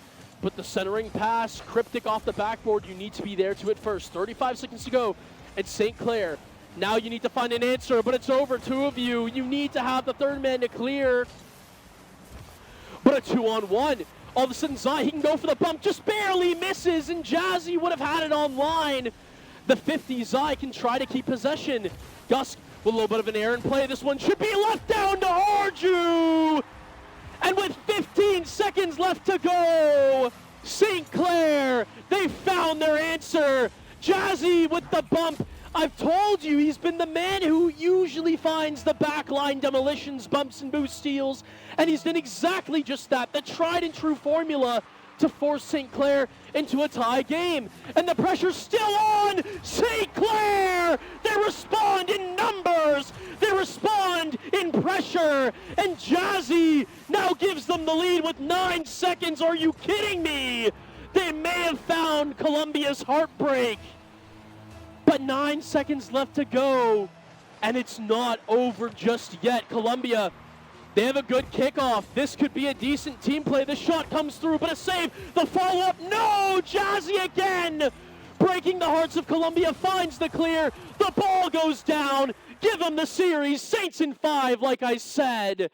And they're going to be able to take down Columbia and move into your upper bracket finals. They move Columbia down into the lower bracket. That was incredible, but they were riding on thin ice. They just barely slipped through the cracks. But they will be your first confirmed upper bracket finalist for winners. And that was a series to remember. Back and forth, Columbia, they did such a good job of isolating members of St. Clair on defense. They forced the issue, but in the end, it wasn't enough. I gotta say, St. Clair, you know what? This is definitely, I'm gonna go ahead and say it. This is the worst I've easily seen them perform all semester for in terms of CRL Open performances.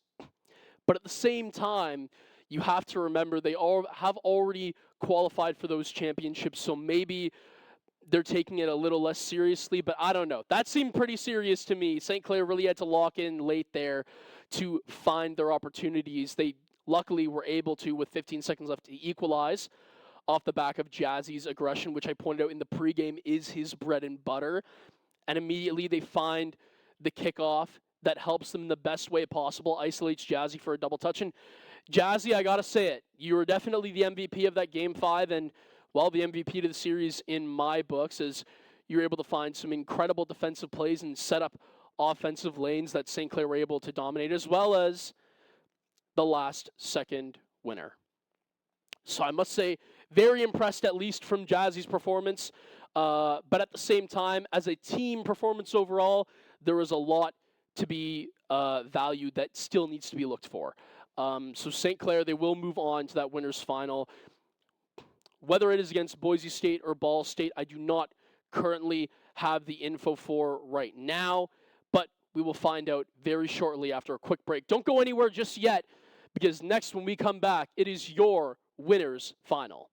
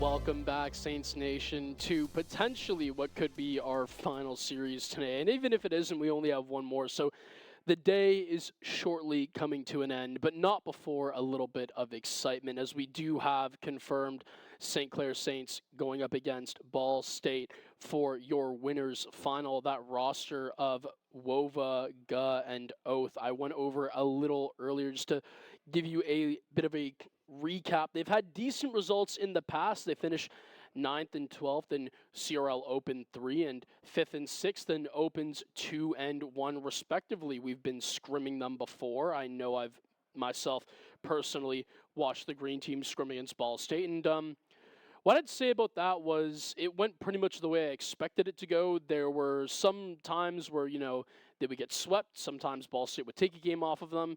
And sometimes they'd force them all the way to whatever their match point was, whether it was a best of 7 or a best of 5, wherever they would go. They'd force them to that end-all, be-all on Champions Field. So I've seen every which result between us and this Ball State roster before, and I gotta say, I'm definitely excited for it. But in terms of how I would predict the series would go, we should on paper beat them. However, we've also had a very weird run of things today where literally every series that the Saints have had has gone all the way, whether it's best of 3 or best of 5, to that Game 3, that Game 5 Champions Field. So we've definitely seen them have to battle through some adversity. Meanwhile, for Ball State, they haven't really had to do anything of that at all, and that might mean that they could crumble if they face some of that this series, or it could also mean that Ball State is on an absolute tear. They swept Boise State, they swept Radford, they have not dropped a single game so far in this Open, and that's to be expected of them. They're a great team, but for St. Clair to be dropping games early in the tournament, maybe it gives them a slight mental edge, but I have to imagine, especially from sweeping Boise State, that Ball State is most likely having a day and a half for themselves. And if that's true, if they are on their day, they are a team that I do believe is a dark horse and is capable of taking the Saints green roster a peg below the upper bracket if all scenarios fit. And as of right now, so far, so clear for Ball State as they continue their winning ways. For St. Clair, this is where it starts getting a little bit worrying, because we saw in the Columbia series, there were lots of gaps in your defense, lots of double commits in the midfield, leading to multiple attacks where you would just simply get overwhelmed with all the midfield passing that Columbia was able to bring to the table. And yes, while you were able to find opportunities yourself, this team is not known for letting very many opportunities slip away, and we definitely saw a lot of that in the Columbia series. So you got to just remember the wise words of Chris Funston. You got to lock in, and at the end of the day, that's all there is to it. Saints green, though, they're just simply warming up. I was just going by, getting some water. I saw Zai just doing some dribbling courses. He was just trying to find some control on the ball, or at least just practice a little more. But for the rest, monitors were pretty much left to dry. They were just kind of sitting, talking, chatting, stretching a little bit. And that's kind of key sometimes, is maybe for a lot of players, you have to just remove yourself from the game sometimes to have that mental reset. And that's something that Shuffleverse has definitely tried to impose before, as I've seen. He's such a great coach, and I've sat down and talked to him before about how he mentally kind of has the team bond or reset. And from what I can tell, they usually like doing things that aren't Rocket League. Sometimes I know that after they get done playing in tournaments like these, at least when it was a little warmer out in the fall semester, I know that sometimes they would go around back, go on the football field, and play a little bit of football for themselves, right? Have a kick around of the ball a little bit. And yes, I'm talking European football, not American football. But that's something that they do, and I think that it makes sense. It's a good bonding activity, and sometimes for those players, they need to simply just kind of take a small break from the game to lock back in. So right now, I think that's what we're going to be doing, but it seems like right now we are just moments away from We're moments away. We're moments away from getting into our series. Sorry, I just got sent something, I whatever, man. Look, fine. You know what? I have my producer in my ear. I'll go ahead and I'll say it. You know what? Ball State showing up late, fell on a great. Saints in 5. That's what we're doing. This Saints in 5. Saints in 5. That is actually what my prediction is legitimately going to be. I do believe the Saints will take it in 5. I think it is going to go down to that game 5. I think Ball State will take 2 off of them. Just because of how currently informed the Saints are looking. That being said, should be just moments away here. I want to just quickly check up on where our Saints Academy roster was, because obviously we saw them lose the series to our Saints roster up at the top. They're currently going up against Wichita State University, and if they win this, they will be, let's see here, about 3 or 4 series away from qualifying to day 2. That being said, they'd have to go through the people who we beat, and Ball State. So they'd have to go through Boise State, they'd have to go through Ball State if we beat them. So the chances aren't high, but you never know, right? It's Rocket League, anything can happen, and hopefully as we get into games soon, it will allow the Saints roster, the green roster, to find their footing.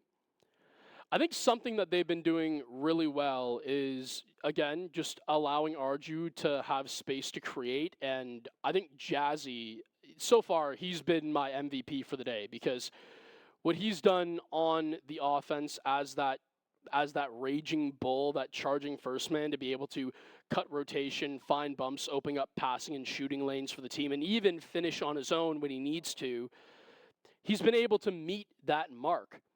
We saw that in the Columbia series. I saw that in the Saints Academy series as well. And that one was a little bit of a weird one, because I'd mentioned how I wanted to see a little more of Kipper in the front, but it just didn't happen, and it seems like plays just weren't able to kind of be generated because Saints Green were just so composed on defense. And that was something that we didn't see in the Columbia series. I bring it back to the fact that I said Jazzy was my MVP earlier in the day, and he is, don't get me wrong, but there was times where there were errant touches that just weren't right from the defense, whether it was on the back wall, giving up possession.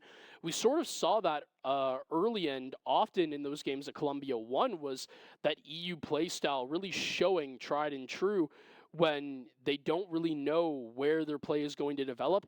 That's when you see those clears go downfield that give up possession. That's when you know you're doing something right against an EU roster typically, and that's what we saw Columbia College having to face.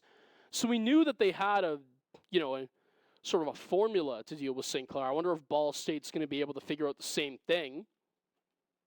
If I was Ball State, I'd definitely be looking at Columbia's test to see what answers I could cheat off of from there, and I think they did a very good job of at least forcing pressure on them. It's just such a heartbreaker, the fact that the Saints Green roster was able to rally as quickly as they did, as late as they did, as I think we're going to have an even longer break here as we see Jazzy just leave his seat.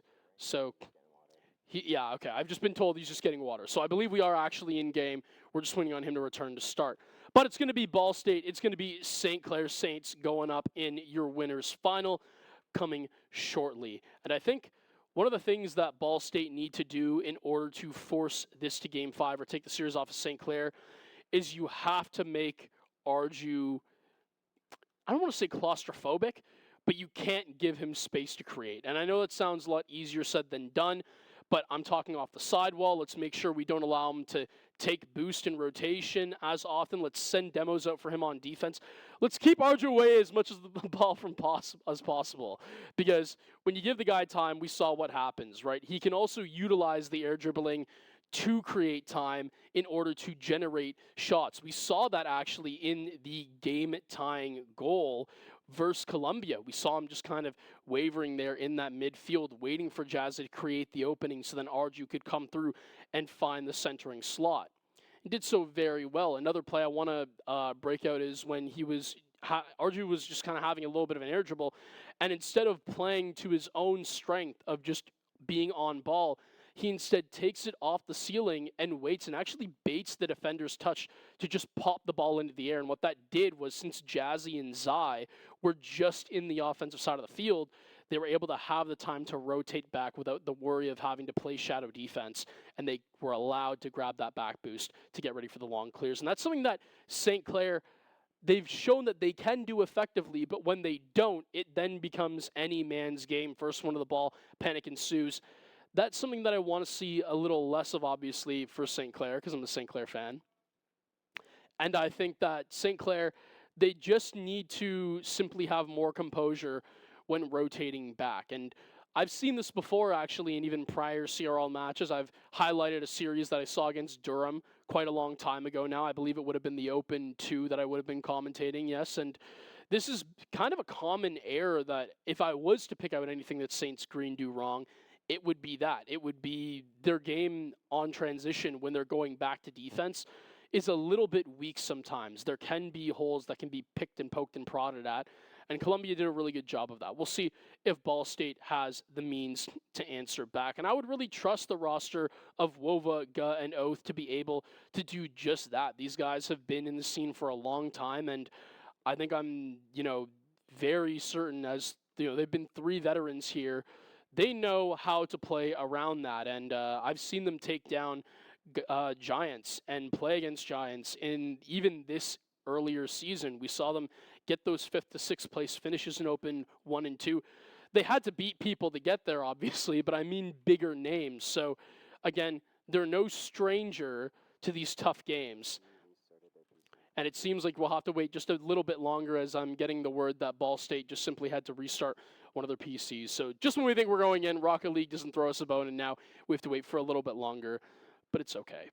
St. Clair, I think if I was Shuffleverse right now, I'm telling the guys to just simply stick to the basics, to stay composed. Let's stop the little team plays that we do and leave each other struggling back on a 1v2 on rotation. I've seen that a little bit. Let's actually, center down, dig our boots in, and just go for the safe pass, go for the safe play, burn time, force for your teammates. That's something that I haven't seen a whole lot of as much as I have in the previous Opens. And that's why St. Clair sometimes left a little bit scarce in defense, is because any shots can go anywhere, high, low, side to side. There's none of that forcing early on to make the shot have to go low or high. And that's something that St. Clair do so well in the past, or have done so well in the past. They haven't done necessarily all that well today. I think that's going to be one of the biggest things against Ball State when we're talking about shooters like Guh, Oath, and Wova. They are not going to let chances like that slip. If you give them opportunity to send a ball on the net without forcing the shot, to make them have to decide where they want to shoot, that's what they want. You need to force them to put the ball somewhere, obviously. And I know that sounds very straightforward, but it is genuinely what needs to happen if St. Clair want to make these attacks from Ball State more recognizable, more readable. Because the further we get on to this tournament, the better the teams are, the harder it is to necessarily read what their intentions are for offensive attacks. It's something that St. Clair, they need to do. And I'm actually hearing right now that we might actually even have a 1-minute DQ timer started. That would be horrible. I really don't want Ball State to have to DQ here. The 1-minute timer has started, though, so if we do not go underway in the next 60 seconds, Ball State are actually going to have to DQ into the lower bracket, and that would really be a shame, because they've had to fight all this way for one of their PCs to simply just crash, and now all of a sudden the 60-second DQ timer goes, and it's been ticking. As I've been talking, I've probably burned about 20 to 30 seconds on that timer, so the game really needs to go underway. And I think Jazzy's just kind of looking on like, is this even going to happen? Same with Zai. I can see their expression. They're kind of in a little bit of maybe disbelief. I saw it for a second there. So who knows? I believe the players, they do have their controllers ready. It seems like they're getting locked in. Here they go. We're seeing them scooch up in their chairs. So I believe the game is underway now, as we see Shuffle just clapping on. But even then, still hearing no signal of Ball State actually getting back in. The laughs coming in. Could Ball State have DQ'd it? It could be a possibility. But I'd really hope that isn't the case. They're really stalling, but I've heard that they're in, actually. So now, finally, it can get going. The series can get underway. And here we go. This was a pretty big one, a pretty big wait, but the delay is long over. Sorry for just taking all you guys' time, but no more, as we are finally into our winner's final. It's going to be Jazzy first up and trying to create a play. Zai, he's going to be chipped off by Oath, and now Guh in the midfield has a flip to work with. It's doing a good job to just force Jazzy awkward on that near post, but he stands strong, creates the 50 attempt. And again, you will not win this series if you're St. Clair, if you keep up the same defensive tendencies that we saw against Columbia. But now the shot comes through. Follow-ups are what St. Clair are so good at. And Zai puts one into the upper deckers.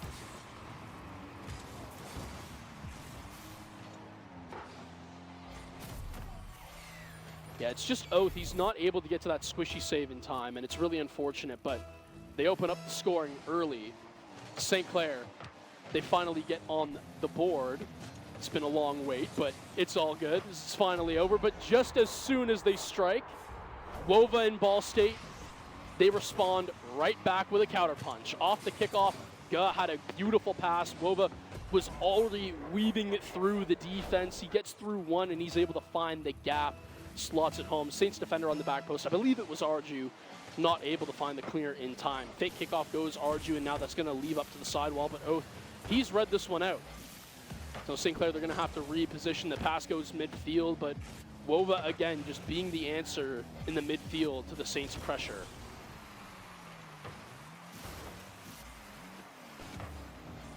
Guh has a pretty good attempt, but it's going to be ceiling pinched out by Arju. Now Jazzy had control, had to go for the 50. It's a good 50 from Oath to keep the ball in possession of Ball State, but a shot just narrowly goes through. Wova just trying to position himself to make sure that he leaves Oath an easy ball to deal with, but St. Clair, they're still kind of knocking. I'm getting a little more of a hint that St. Clair's pressure on the offense is starting to become good, but just as I say that, Arju was put in a very awkward position. Zai able to help him out. Jazzy clearing off the midfield, tries to see if he can find a shooter, but Oath is going to be there to answer. And now with the Saint defender missing as well, the bump can be found out, the shot, but no! It's going to be Jazzy just up to meet the call. A ground double maybe from Arju? No, not quite. And because of that, Wova's going to get the touch off the ceiling. Guh and Oath answering back. They're trying to play down to Wova. It's a decent redirect, but Guh was not there for the finish. Follow-up shot happens, but Jazzy, one may say it's a double commit, but the help was definitely necessary as that one was going to fall through. St. Clair, they're looking a little bit awkward on defense. Follow-up shot comes in, but it's going to be Jazzy with the clear. This next touch is very important for Jazzy. He has to force a 50 to a shooter. It's going to be Zai. The bump doesn't come through from Jazzy, but he at least makes Wova have to jump for it, and that's what you want to see from St. Clair, especially Jazzy, who has been cooking this entire day. Zai with a 50 to go. Arju up top, takes the control, weaves it past two as well, but the beat from Jazzy just didn't come through fast enough, and because of that, Oath has all the time in the world to read the clear. Guh now, off the sidewall with his own attempt, backboard open, shot comes through, and Wova makes sure that this one does not go unanswered. And again, it's just sort of the same thing. Zai beat off the backboard. He at least forces low, but the problem is there's no one back in net with at least good positioning on where Wova will be able to shoot. Wova has all the time in the world. The Saints defender stalled in the middle of the net, and that's never where you want to be when playing defense on Rocket League. The musty from Arju trying to see if he can create space, but it's going to be Zai instead who tries to find the ceiling. But Ball State, they take their lead 2-1, obviously, and this is where I'm getting worried because Ball State, they have very good control right now, and they don't seem to be wavering at all. It's not usual that you see St. Clair down early, but that's been the name of the game this entire day so far. Oath. Trying to see if we can find Wova for the shot, but it just simply doesn't pan out. Arju with the defense able to clear it out of harm's way for now. But they're not out of the thick of it yet, St. Clair. Guh with a reset. Can elect to use it for the dash as he tries to take the 50, and now Wova, the ball left up, but the challenge comes through. It's a decent one. This should be an infield pass. Should be a slot. It's off the bar. The double almost. But St. Clair, you really wish you had that one back. Arju trying to force it through the bump. This one should be on target. The pass down to Jazzy, but no. Gud just barely picks it off, and great defensive awareness there from Ball State to deal with it. Shot comes through, the change in pace as Oath couldn't have had an easier one than that. You see Zai coming off the sidewall. It's so hard to judge. You don't know if Oath's going to put power into it or not. He elects to not do that at all and puts the ball behind Zai, and by that time, Zai's momentum has carried him way too far. St. Clair down by 2. Ball State, they have their safety net. Arsenal reset into maybe a ground pinch, but it doesn't happen. 50 from the air, and that's going to be all Ball State's to claim. Jazzy up the sidewall, and St. Clair, they need to create an offense, and a threatening one at that. Zai down to Arju, but Arju's on nothing off remnants of boost, and Oath the backboard to the crossbar. It's not a play that, again, Ball State need. They're up by 2, but at the same time, you know, just as a Rocket League player, that one is definitely a tough pill to swallow. But right now, I think Ball State are more than happy with their 2-goal lead. 13 seconds left to go. Zai missing that open opportunity as it was just a little too fast past him. St. Clair, they aren't locked in early. You can definitely tell in Ball State. They make them pay. Laughing right now. Shuffle's definitely saying, guys, what are we doing? That was, you know, there were some opportunities that we just threw away. But you know what? At least we see St. Clair all smiles. But if you're Ball State right now, I can imagine the grins are probably across the faces of all of their members as well. It's a good start for Ball State, and that's what they need to do if they want to take the series off of St. Clair. St. Clair, it seems that the same issues from that series against Columbia are coming back to haunt them yet again.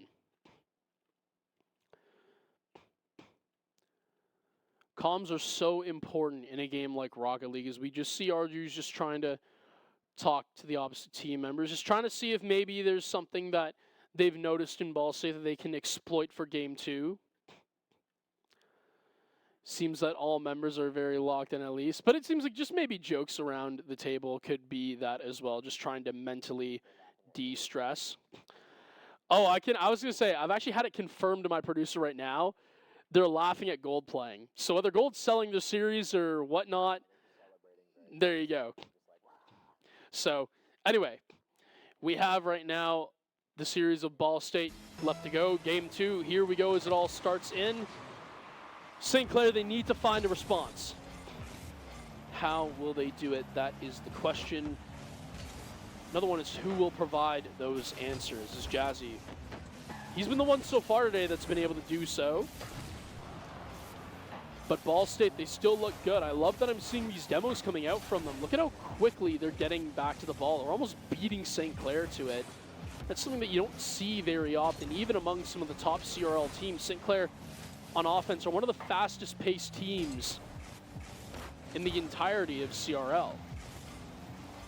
But right now, Ball State, they have all the control they need. God, the next man up in rotation should have a solo play, but his flip will carry him just a little past his liking. Wova, a lot of boost, can elect to take these 50s, tries to force for Oath to have a shot, but it's going to be pinged back out. Zai, making sure that he forces over to Jazzy, but Jazzy has to be very careful in that 50.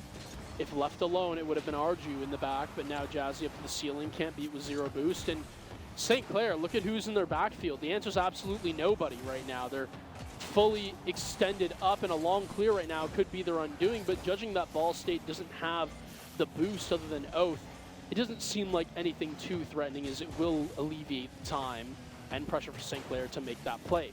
Jazzy off the ceiling finds the 50 that he wants, but it's not going to be any shooter inbound that can take advantage of it.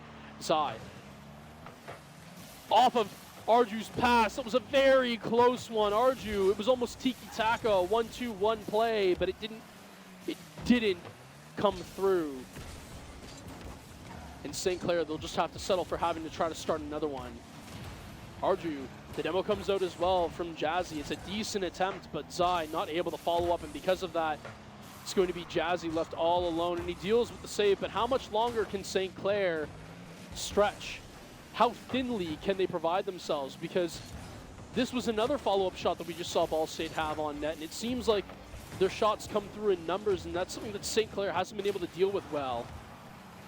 Redirect comes through, but Oath is able to catch it. Jazzy with a drop-down pass over to Arju, trying to find Zai. Lofting touch. Will give Wova time he needs to try to clear. Ball State, they've been there to answer St. Clair's calls. And they're kind of running away a little bit, I think, in the, at least, possession threat. Shot goes down, but it's nothing that Guh can't handle. Over one Guh goes. Now Zai trying to create a chance. See if he can try to find a pass down, but it's just going to be Wova who picks it off instead.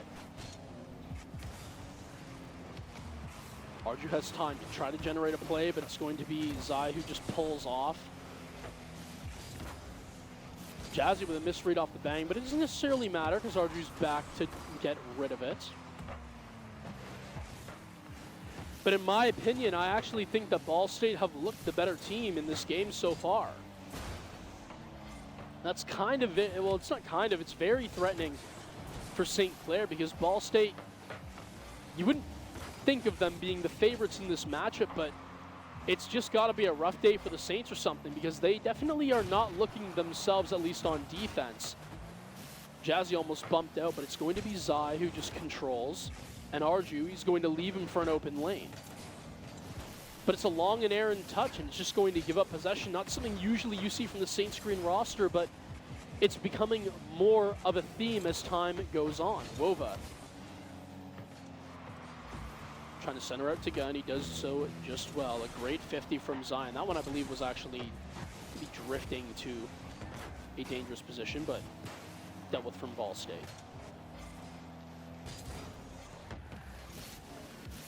St. Clair, you got to watch out. Oath, he's over one. He has the reset into basically a 50, but the shot is just barely wide.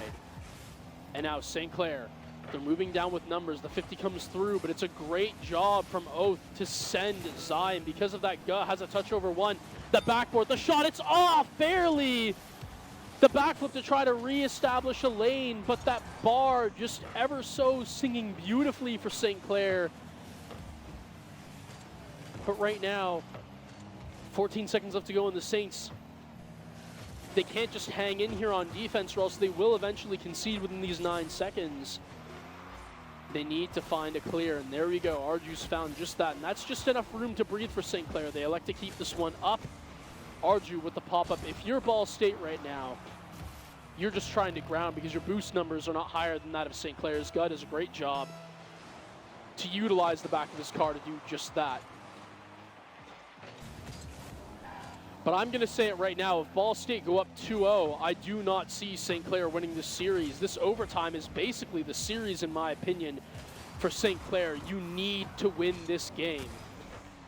A reverse sweep is going to be so hard to pull off, especially in the current form that the Saints are in right now, which in my opinion is not lackluster, but comparatively to what I know they can produce, definitely worse for wear.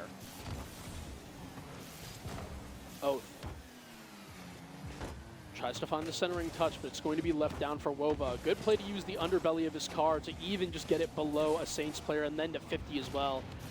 It's a great job from Oath to keep possession. Guh, can he try to find the ground double? Maybe a pinch? No, but it's a wide open net. It's staring him right in the eyes. And Guh is going to be able to seal victory in game 2 for Ball State. A horrible miss there. It was just a beautiful fake, more than a miss really for St. Clair. Guh just simply had the better play, and the Saints go down 0-2, and boys, this is not where you want to be. You need to pull a reverse sweep now to get into day 2, or you are going to have to wait a long time before that lower bracket will be decided. If they do not seal it now, St. Clair might have to be waiting 3, 4, maybe 5 series consecutively. It could be a 2 to 2.5 hour break if you lose this next game, which, you know what, maybe that's what they need in order to be successful. But at the same time, that's not what we want to see. We want to see them just quickly get into day 2, and that's it. Everyone can just relax. But for St. Clair, it might be a very long 2 hours plus of waiting if they cannot get this one decided right now. And you know how that can get under players' skins. You could have those thoughts creeping in through your head saying, you know what, guys, you might not just be able to get it done today. And those are not thoughts that you want to be sitting on, especially fresh off of a loss. But Ball State, I said it earlier, they've been on a tear, and when on their day, they can take a series off of this team, and that's what they've done so far. If this was best of 3 format, this one would already be done and dusted.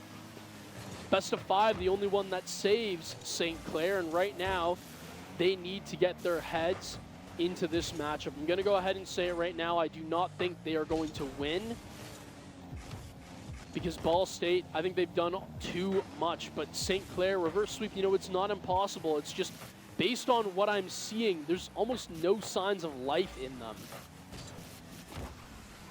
So right now, it's going to be St. Clair. It's been a long time since I've really seen a threatening offense from them. I didn't really see one at all from game 2 that really got me excited at all. So St. Clair, they need to generate here. Jazzy, there's one! It took you long enough, but sometimes the man who's the most informed out of the entire team, in my opinion, has to provide. Reset dunk. Give it to him. St. Clair, they find themselves on the board. It's ever so sweet 50 seconds in, but there's a lot of game left to play, and you need to create more chances. Demo comes through. Guh, with a little bit of an air and touch. It should be St. Clair who find the beat, but no, Zai. Shot just barely off the crossbar. And that one has to hurt. Ball State, they've been doing good with their counter punches whenever St. Clair has scored. It's only taken Ball State around 30 seconds or less to find their counter punch. And as we hit that marker right now, they definitely haven't. Drop down pass almost goes for St. Clair, but Arju, patiently waiting, just wants to cut off the long clear. Instead, it opens up for a shot, and a great save from Guh. Not very troubling, but you definitely had to have your head on a swivel. Arju, insane control off the sidewall, finds the pass as well, but no one from Saints, at least from what I thought, was going to be able to have the beat for the shot. But Jazzy, he comes through when the team needs him most. It's that cut in rotation. It's what I talked about earlier. That's where he's the most dangerous. Zai, he's not able to get into position in time. I believe he got bumped out of the play, so Jazzy cuts rotation through the midfield, and he finds the follow-up shot. He's been really the only member of the Saints, in my opinion, who have shown at least the most signs of life when it comes to contributing to generating scoring opportunities. Arju, it was a great job off the pass to be able to find that, but right now you have to lock in still. You're up by 2, sure, but Ball State, they could be knocking at the door at any moment. I will say, though, this definitely looks a lot more like the St. Clair I expect to see. They've kept possession for pretty much the entire day. It's a great pass, but Jazzy just not able to have that one go low enough. He can't force the ball down, and it hits crossbar. The follow-up shot from him, though, will go through, and Jazzy is on a very quick hat trick as he has his safety net increase to 3 goals apiece. And honestly, if I can just keep on hearing that Batman goal explosion a few more times, that would do me some justice to make me think that St. Clair have found their groove. But right now, Jazzy has been the one putting them through for St. Clair off the chances created by Zai and Arju. And maybe the formula is just find Jazzy in shooting positions. Maybe Jazzy can't be the one going through finding those bumps. Maybe you have to alleviate that to somebody else and have Jazzy there being your straight shooter, because so far that's what's been working. Ball State, I almost wonder if Woe was better off not going for that, as it would have left Guh with an open chance, but maybe the St. Clair defender would have been beating to the other end of the backboard. Jazzy should be off the sidewall here. Could have a pass down, but it's going to be picked back off. A decent return, but it's going to be nothing of the sort that St. Clair can't deal with. Zai reset in pocket. He's going to be able to use it. A redirect from Jazzy as well. The 1-2 connection, and they are certainly looking like they're back. Zai, the reset, the perfect pass to Jazzy off the near post. And the man is scoring in bunches. 4-0, a statement game so far from St. Clair. Maybe make it 5. The double almost coming through from Arju. The Saints will have to settle for another opportunity left to be desired. Ball State, though, they just need to show a sign of life in general. A demo is good to see, but they don't have possession. They might be slowing down. Just when you think the Saints are backed up against the ropes, I did say I didn't have them winning this series, and again, there's still work to do.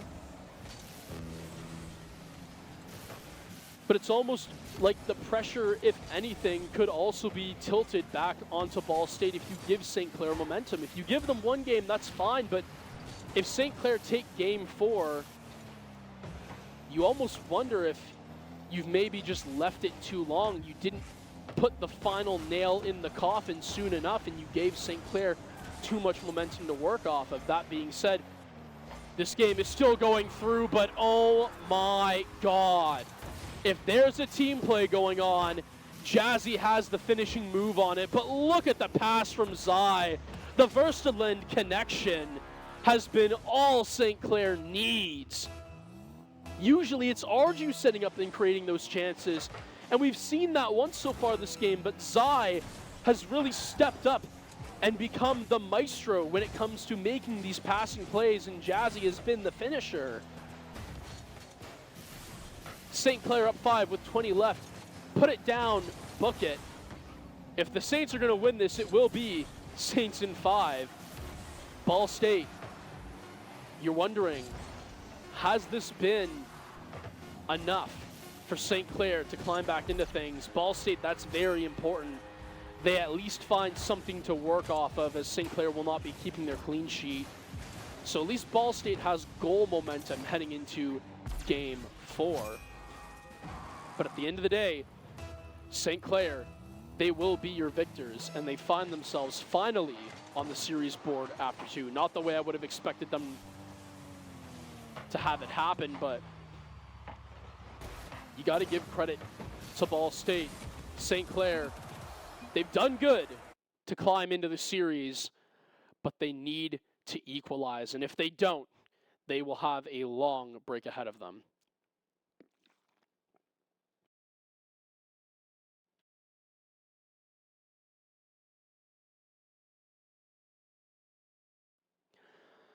I think for Ball State, especially after an absolute roll like that, you almost wonder. I know it's not like Classic RLCS. You don't really have a tactical timeout to be in use here. But if I was Ball State, I'd be fairly certain I'd be taking mine right now. And usually a lot of teams would be like, well, why wouldn't you wait for game 5? Well, you wonder if you've just given them momentum. If I was Ball State right now, you cut St. Clair's momentum off if you had that in pocket. But that's not a thing in CRL. So St. Clair, they're going to keep rolling. And Ball State, they need to try to find the answer. We're seeing some yawns. The players are getting very tired. I am too, Jazzy. I'd love for you guys to quickly reverse sweep this and finish this one off, or else we're going to be waiting for a long, long time. But as it stands right now, they need to find the answer to equalize. And Saints Green, the onus is still on you. Ball State, they still have a buffer. Arju off the ceiling, trying to find a bump. He's actually going to get a pass off of it as well. The shooter not able to put one on as Jazzy. The goal was just cut off. And now Ball State, I immediately noticed the pace of this game is opening up so much faster. Arju off the ceiling finds a reset to continue the play. Jazzy changes the pace. Zwova now has to be finding the flick. Arju does a good job of at least forcing the flick so that Zai can have an easy clear off the backboard, but watch out for the shooter inbound. Zai able to clear that one out. Arju off the top, reset. He has the lane, but a great job of staying composed on the backboard by Guh. able to deal with it in time. Follow-up shot is something that Ball State need to watch out for, but it seems like right now that off the back of Guh, who's been able to change the direction of the flow, that they've been able to put out St. Clair. They look dangerous, but they're not breaking through just yet. And Ball State, this is somewhere where the Saints, they've had a lot of problems is in that transition. We saw, I believe it was actually Zai who got beat there on the back wall, and because of that, now Ball State, they take possession once more. Arju cuts off though, maybe a redirect, no, just didn't have enough to quite get there. Wova, great drop down pass, it should be Guh's ball, and now all of a sudden, Oath has a play to make, uses the reset, and it's going to be an awkward ball that Arju can now just take and burn time on, and that's huge that you forced it lower because Wova couldn't find an opportunity to pick off the play high. Jazzy, what does he have in the chamber? Gets around one, has the 50 onto two, but there's no follow-up for St. Clair, at least just yet. Saw it one on to Arju, and now Arju in the corner. What can you cook up? If anything, it's actually Ball State that's doing all the cooking right now. A double attempt from Guh, and that's rare that you see him miss those, but it was such a high one. It was so close to be put in. But Ball State, they're still looking for answers. This is a good shot on target, but it's going to be Arju with the save. Now Jazzy trying to leave one up to Zai. It's trickling down, it is, but it should leave for a banging clear. That's a great touch from Guh, and now he's ahead of the defense. On transition, St. Clair, they need to slow it down, and they've done a great job of doing that so far, but all of a sudden you see the open lane. There it is. Zai at least stays composed and gets that one out of harm's way for now, but the 50 comes in from Arju, and that's actually going to leave Ball State still with a dangerous possession. Wova should be able to clear out from Oath. It's a good 50 though from Zai, and that's huge because it leaves Arju to at least sort of dictate the play, forcing Oath to go high. Zai, pass down to Jazzy. The shot doesn't come through. Arju, he's lurking, just trying to see if he can find maybe a creative lane. And there it is. He's done just that. Off the back wall, Arju was able to find that passing lane and have the bump onto, or at least the threat of bump onto Oath. And he just wasn't able to rotate into position fast enough. St. Clair, a huge step in the right direction of this reverse sweep. I doubted them early, but they are making me eat my own words as we speak right now. It's a great job from Ball State, though. They have their answer. And how does that not go in? Wova, you would have thought that 50 was all in your favor. Even just the car positioning, I was ready to say that it was going to be a breadstick apiece. And instead now, St. Clair, they not only get the save, they're now knocking on the door again. Could be a huge mental chalker for Ball State if they're not careful. Zai. It's good playing the 50 from Oath, and you just got to try to wait for the ball to get into the midfield. Wova, just wait, you're the shooter. That now has to rotate deep because Guh wasn't able to find the touch into the midfield. Long clear goes down. 50 seconds left to go in St. Clair. You technically just have to stall time, but you haven't been very good in that notion throughout the series. Wova, a good fake, and it sets up for a midfield play. This can now be tiki-taka. It's going to be lobbed up, but no one left to follow up.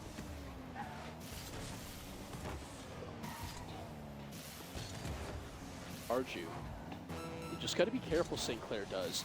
They don't need to force anything. They just have to stall time. It's a great touch from Zai, and that's a huge play to force the ball deep into Ball State's backfield, especially when they don't have possession. They can just elude these last couple of seconds, let them drain off the clock. But all of a sudden, Ball State, they have their gap, and that was a very near attack for them. And as Zai keeps control, and the ball goes down into the backfield of Ball State, the 50 is everything. This one's on target too, so it's not going to be easy. Guh keeps up, and that should be the grounding play, but Oath just almost able to get it into Wova's hands. And St. Clair, they force game 5. I've stated this before, I counted them out, but you know what? Sometimes St. Clair, what happens when they force Ball State into having to force adversity. This was a point I brought up before. Ball State, they've gotten through every series flawlessly and without having to deal with taking games off. Maybe Ball State losing that first game, you've had a great start to pretty much every single one of your series, and maybe that was the reason why you were able to come away victorious in most of them. But I guess as the series goes on, the longer it wavers, the more in St. Clair's favor it has gone. St. Clair, they find their 2 games on a bounce, just like Ball State did to open up, and we have Game 5. Remember what I said earlier, about Ball State showing up late, falling on greats? You know what? Game 5, it's on the way, and St. Clair, they have all the momentum going into it. Look at Chris right above me there, right? He's told them all afternoon that that is what they need to do, and when faced against pressure, St. Clair has delivered their promise. They have locked in.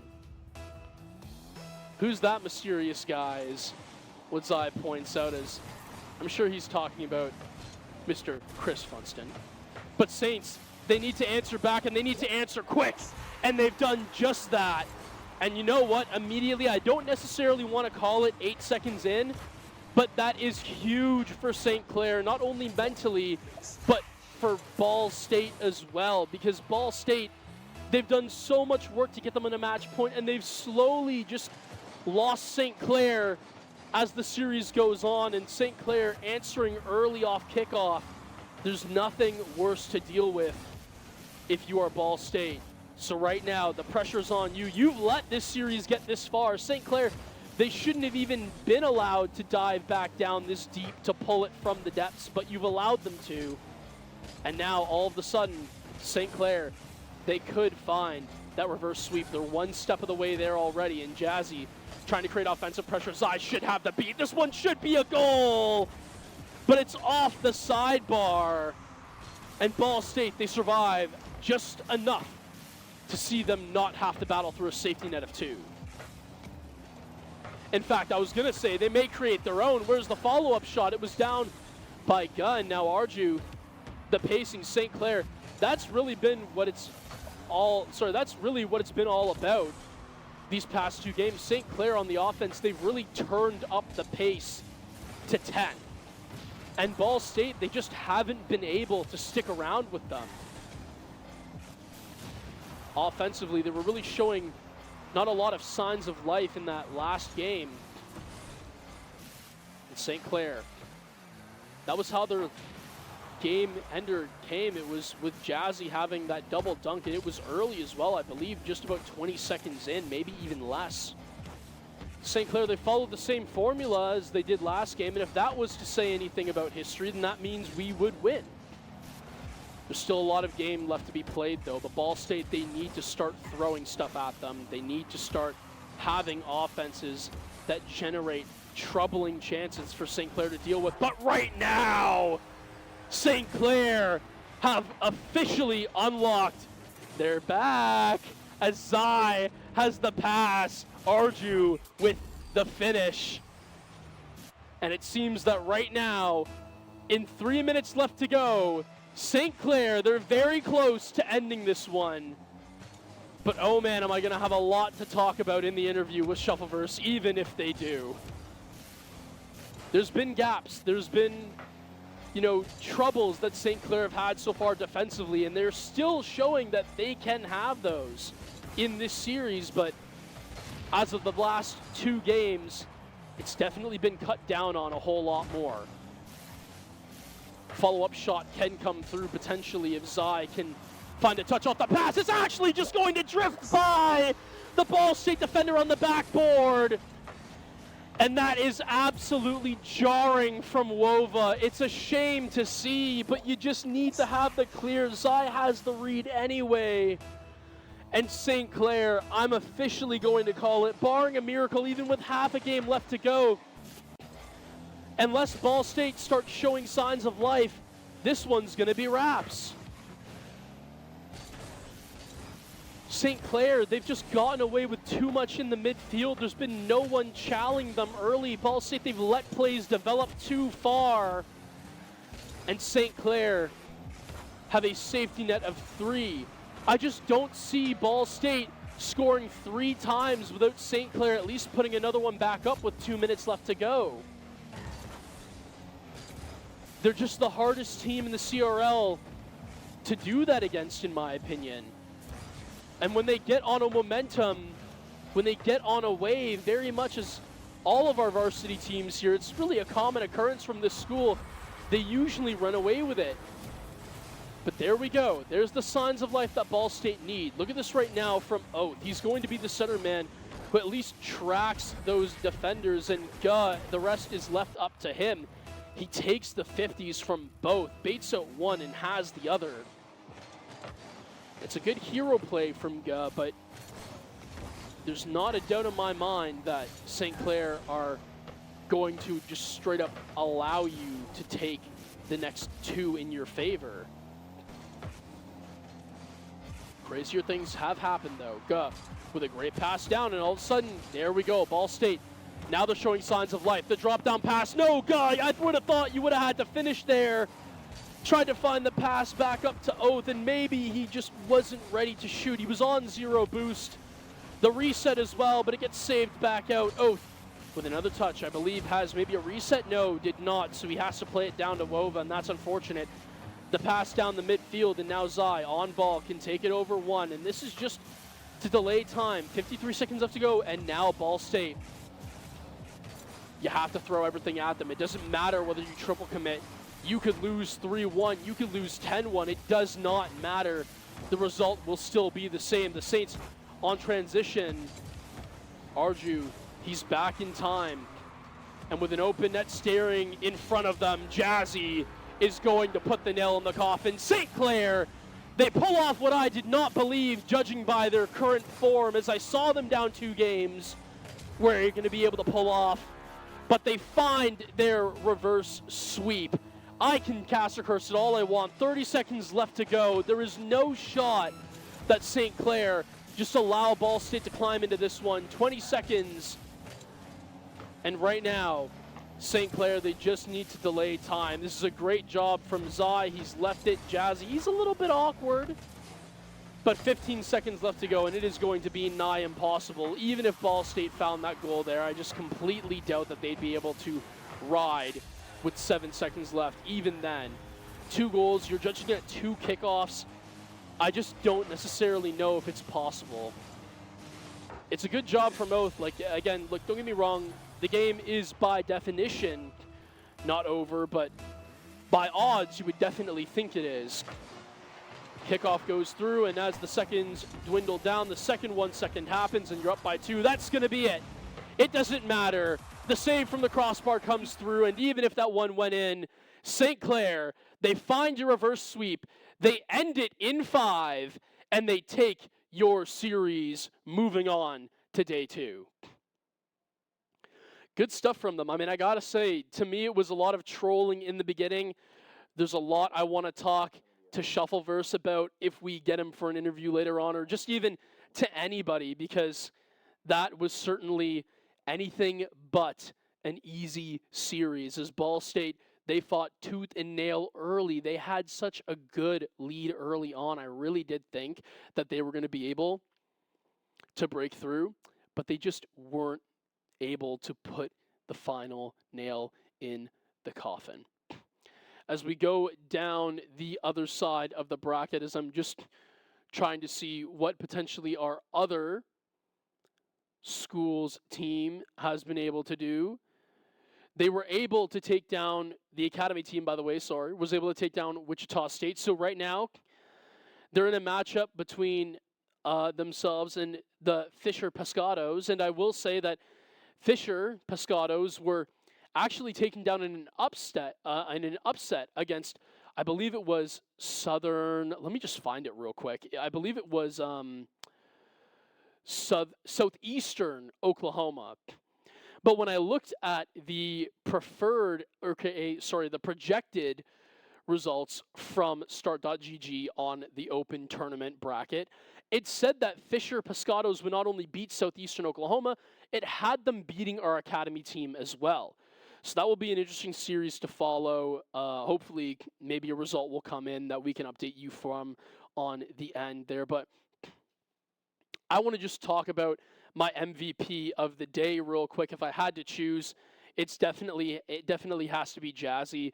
He was creating plays for Arju and Zai all day long, and even then, I can't lie, like, he was able to find the results when it mattered. He was putting them past Columbia. He had the start against Ball State to really get them going, had that double dunk to really send the series into Game 4. And, I mean, it was just all around perfection, at least from what I could see on the pitch. Jazzy was definitely the one who was doing the most, in my opinion. So, really good stuff there. We should have an interview very shortly for you guys. You'll just have to pardon me. It's been a solo cast, so I'm a little bit tired, but at the same time, it's okay. The day is essentially over, at least for us right now. But I want to quickly say that St. Clair, if you're watching this right now, if you're seeing this to any of the players who aren't in my interview, yeah, wow, guys, I mean, we almost bottled that. We're almost bottle jobs. We're not bottle jobs, but, like, we almost are. I'm not going to lie. It was definitely more of a rough day today, but the result still stays the same. If we look at the day 2 results, however, I can tell you right now, due to this matchup, if everything on the other pools goes according to plan, I believe the first matchup of day 2 would actually be Maryville. So that would be definitely a little more, dicey, as I actually think seeing through it might actually be Ole Miss. But anyway, okay. We'll get into that in a little bit. But right now, we have an interview to kick it to. I'm joined by the man, the myth, the legend, the guy who started the comeback, in my opinion, the guy who was my MVP of the day, Jazzy. James, how are you doing, bro? It's a nice day. The weather is actually good again in Canada, thank God. Yep. And now today, we made it kind of close with a lot of game 3s, game 5s. I was say you made it close every series. Yeah. Yeah, kind of true. Yeah, you guys definitely did. You know, you did let a couple of games slip away from you there. I was very worried. I saw Ball State up against 2-0. I saw the long faces across, but at the same time, I'm just going to go ahead and say it. When Ball State was up 2-0, I had you guys out of it. I just did not think it was logical, given your current form, that I thought you guys were going to be able to pull the reverse sweep off. What was the conversation like with the coach to kind of lock back in following the wise words of Chris Funston? Bro, this picture was hilarious. I couldn't. But after we went 2-0 down, honestly, we just looked at the show and said, guys, lock in. And then we locked in. And there then you we go. Won. Yeah. I mean, I know you can't see it right now on stream, but we have the lower third. The image was just shown right under you. I mean, I got to say, you know what? Maybe my MVP of the day should just be Chris. Maybe that's what it should be. Actually, yeah, I agree. I feel like Chris is the MVP of the day with his picture. Like that. Yeah. That picture was. It definitely fueled you guys. But let's get into some of the actual nitty gritty here, okay? Yeah. I've seen you throughout the semester adopt more of an aggressive role, finding bumps, demos, and that was kind of what I saw earlier in the day. And don't get me wrong, in the later stages of the match, you know, it had to be put together. Someone who I want to put a little bit of a shout-out to, though, is Zai, because throughout games 4 and 5, we saw him kind of stop shooting as often, looking for those opportunities to shoot, and it started creating passing plays to you, my man, who were able to slot in, I believe, 4 or 5 in that game 4. So, again, you guys started to get the ball rolling. When you guys are kind of clicking on the team plays, right? Yeah. Do you actually believe there's any team in the CRL that can stop you guys when you are on your best? If we're on our best and actually clicking, especially with the pre-jump plays and stuff, I don't think there's a defense that can match us if we do it properly and if we have the confidence to do so. But if we're not on point, people can punish us through that kind of easy as well. So it's like a high-risk play style, but also high reward. Well, I mean, I'm not going to lie. I said it earlier. I mean, I'll just read this off. I don't even care. It could be a sweep, gentleman's sweep, or reverse sweep. Saints in 5, Lakers in 5. That's where they get that from. But what I will say right now, Jazzy, it's been a wonderful day to you guys. What's the message going into it with tomorrow? I'm looking at the projected right now. It actually says that tomorrow in your winners semifinals for day 2, your first matchup would be against Ole Miss. Against Ole Miss? Yeah, that means something has definitely happened that shouldn't have. True, they beat Maryville. In one of the other pools. Yeah. So did they beat Maryville? Yeah, they beat Maryville. That's the upset. That's incredible. I cannot believe that's actually just gone through and happened. So Ole Miss, we saw you guys play them and beat them in the SGS Invitational, and look, I'll just be straight up honest. It wasn't even close. Do you expect the same thing going into tomorrow? Are they free? Honestly, I would expect a bit of a closer series tomorrow than the LAN we played at our facility, just because they're probably used to their own setup. This is very true. And here on LAN, it's always different to play on LAN, so that's more likely to be inconsistent than when you play at your used to setup. So I will think it will be closer, but I don't think it will be close. You know what I mean? Yeah, I'm actually hearing right now that they actually also reverse swept Ole Miss. Ole Miss reverse swept Fisher. Sorry. What? So they beat Maryville and Fisher. They beat Maryville and Fisher, so they're actually on a roll right now. That's a one-day peak. You know what? That's a one-day peak. That's hilarious. But you know what? If they continue, it could end up being a very good series. But I've kept you here for long enough. Thank you, Jazzy, for turning up when you did, really getting everyone back into the swing of things. We really enjoyed watching you play on the big stage. And here's to tomorrow. Quick little cheers as hopefully you guys can continue your winning ways. Yeah, thanks for having me. Have a good day. Well, that's going to be all for today. I'm absolutely exhausted, but some people who I know who are absolutely tired as well and cannot wait to get out of here. But I need to give a special shout out to are the two guys in the back room. You heard me, right? It was just Adrian and Owen in the back right now, and I was a solo cast. So we were a little short-staffed, but it's okay. We dealt with it. Shout out to our sponsors, Alienware, SRC, the Alumni Association, Tim Hortons, and Subway. And thank you all for watching as well. Tune in tomorrow when we have the follow-up for a couple of Day 2 series in your CRL Open 4.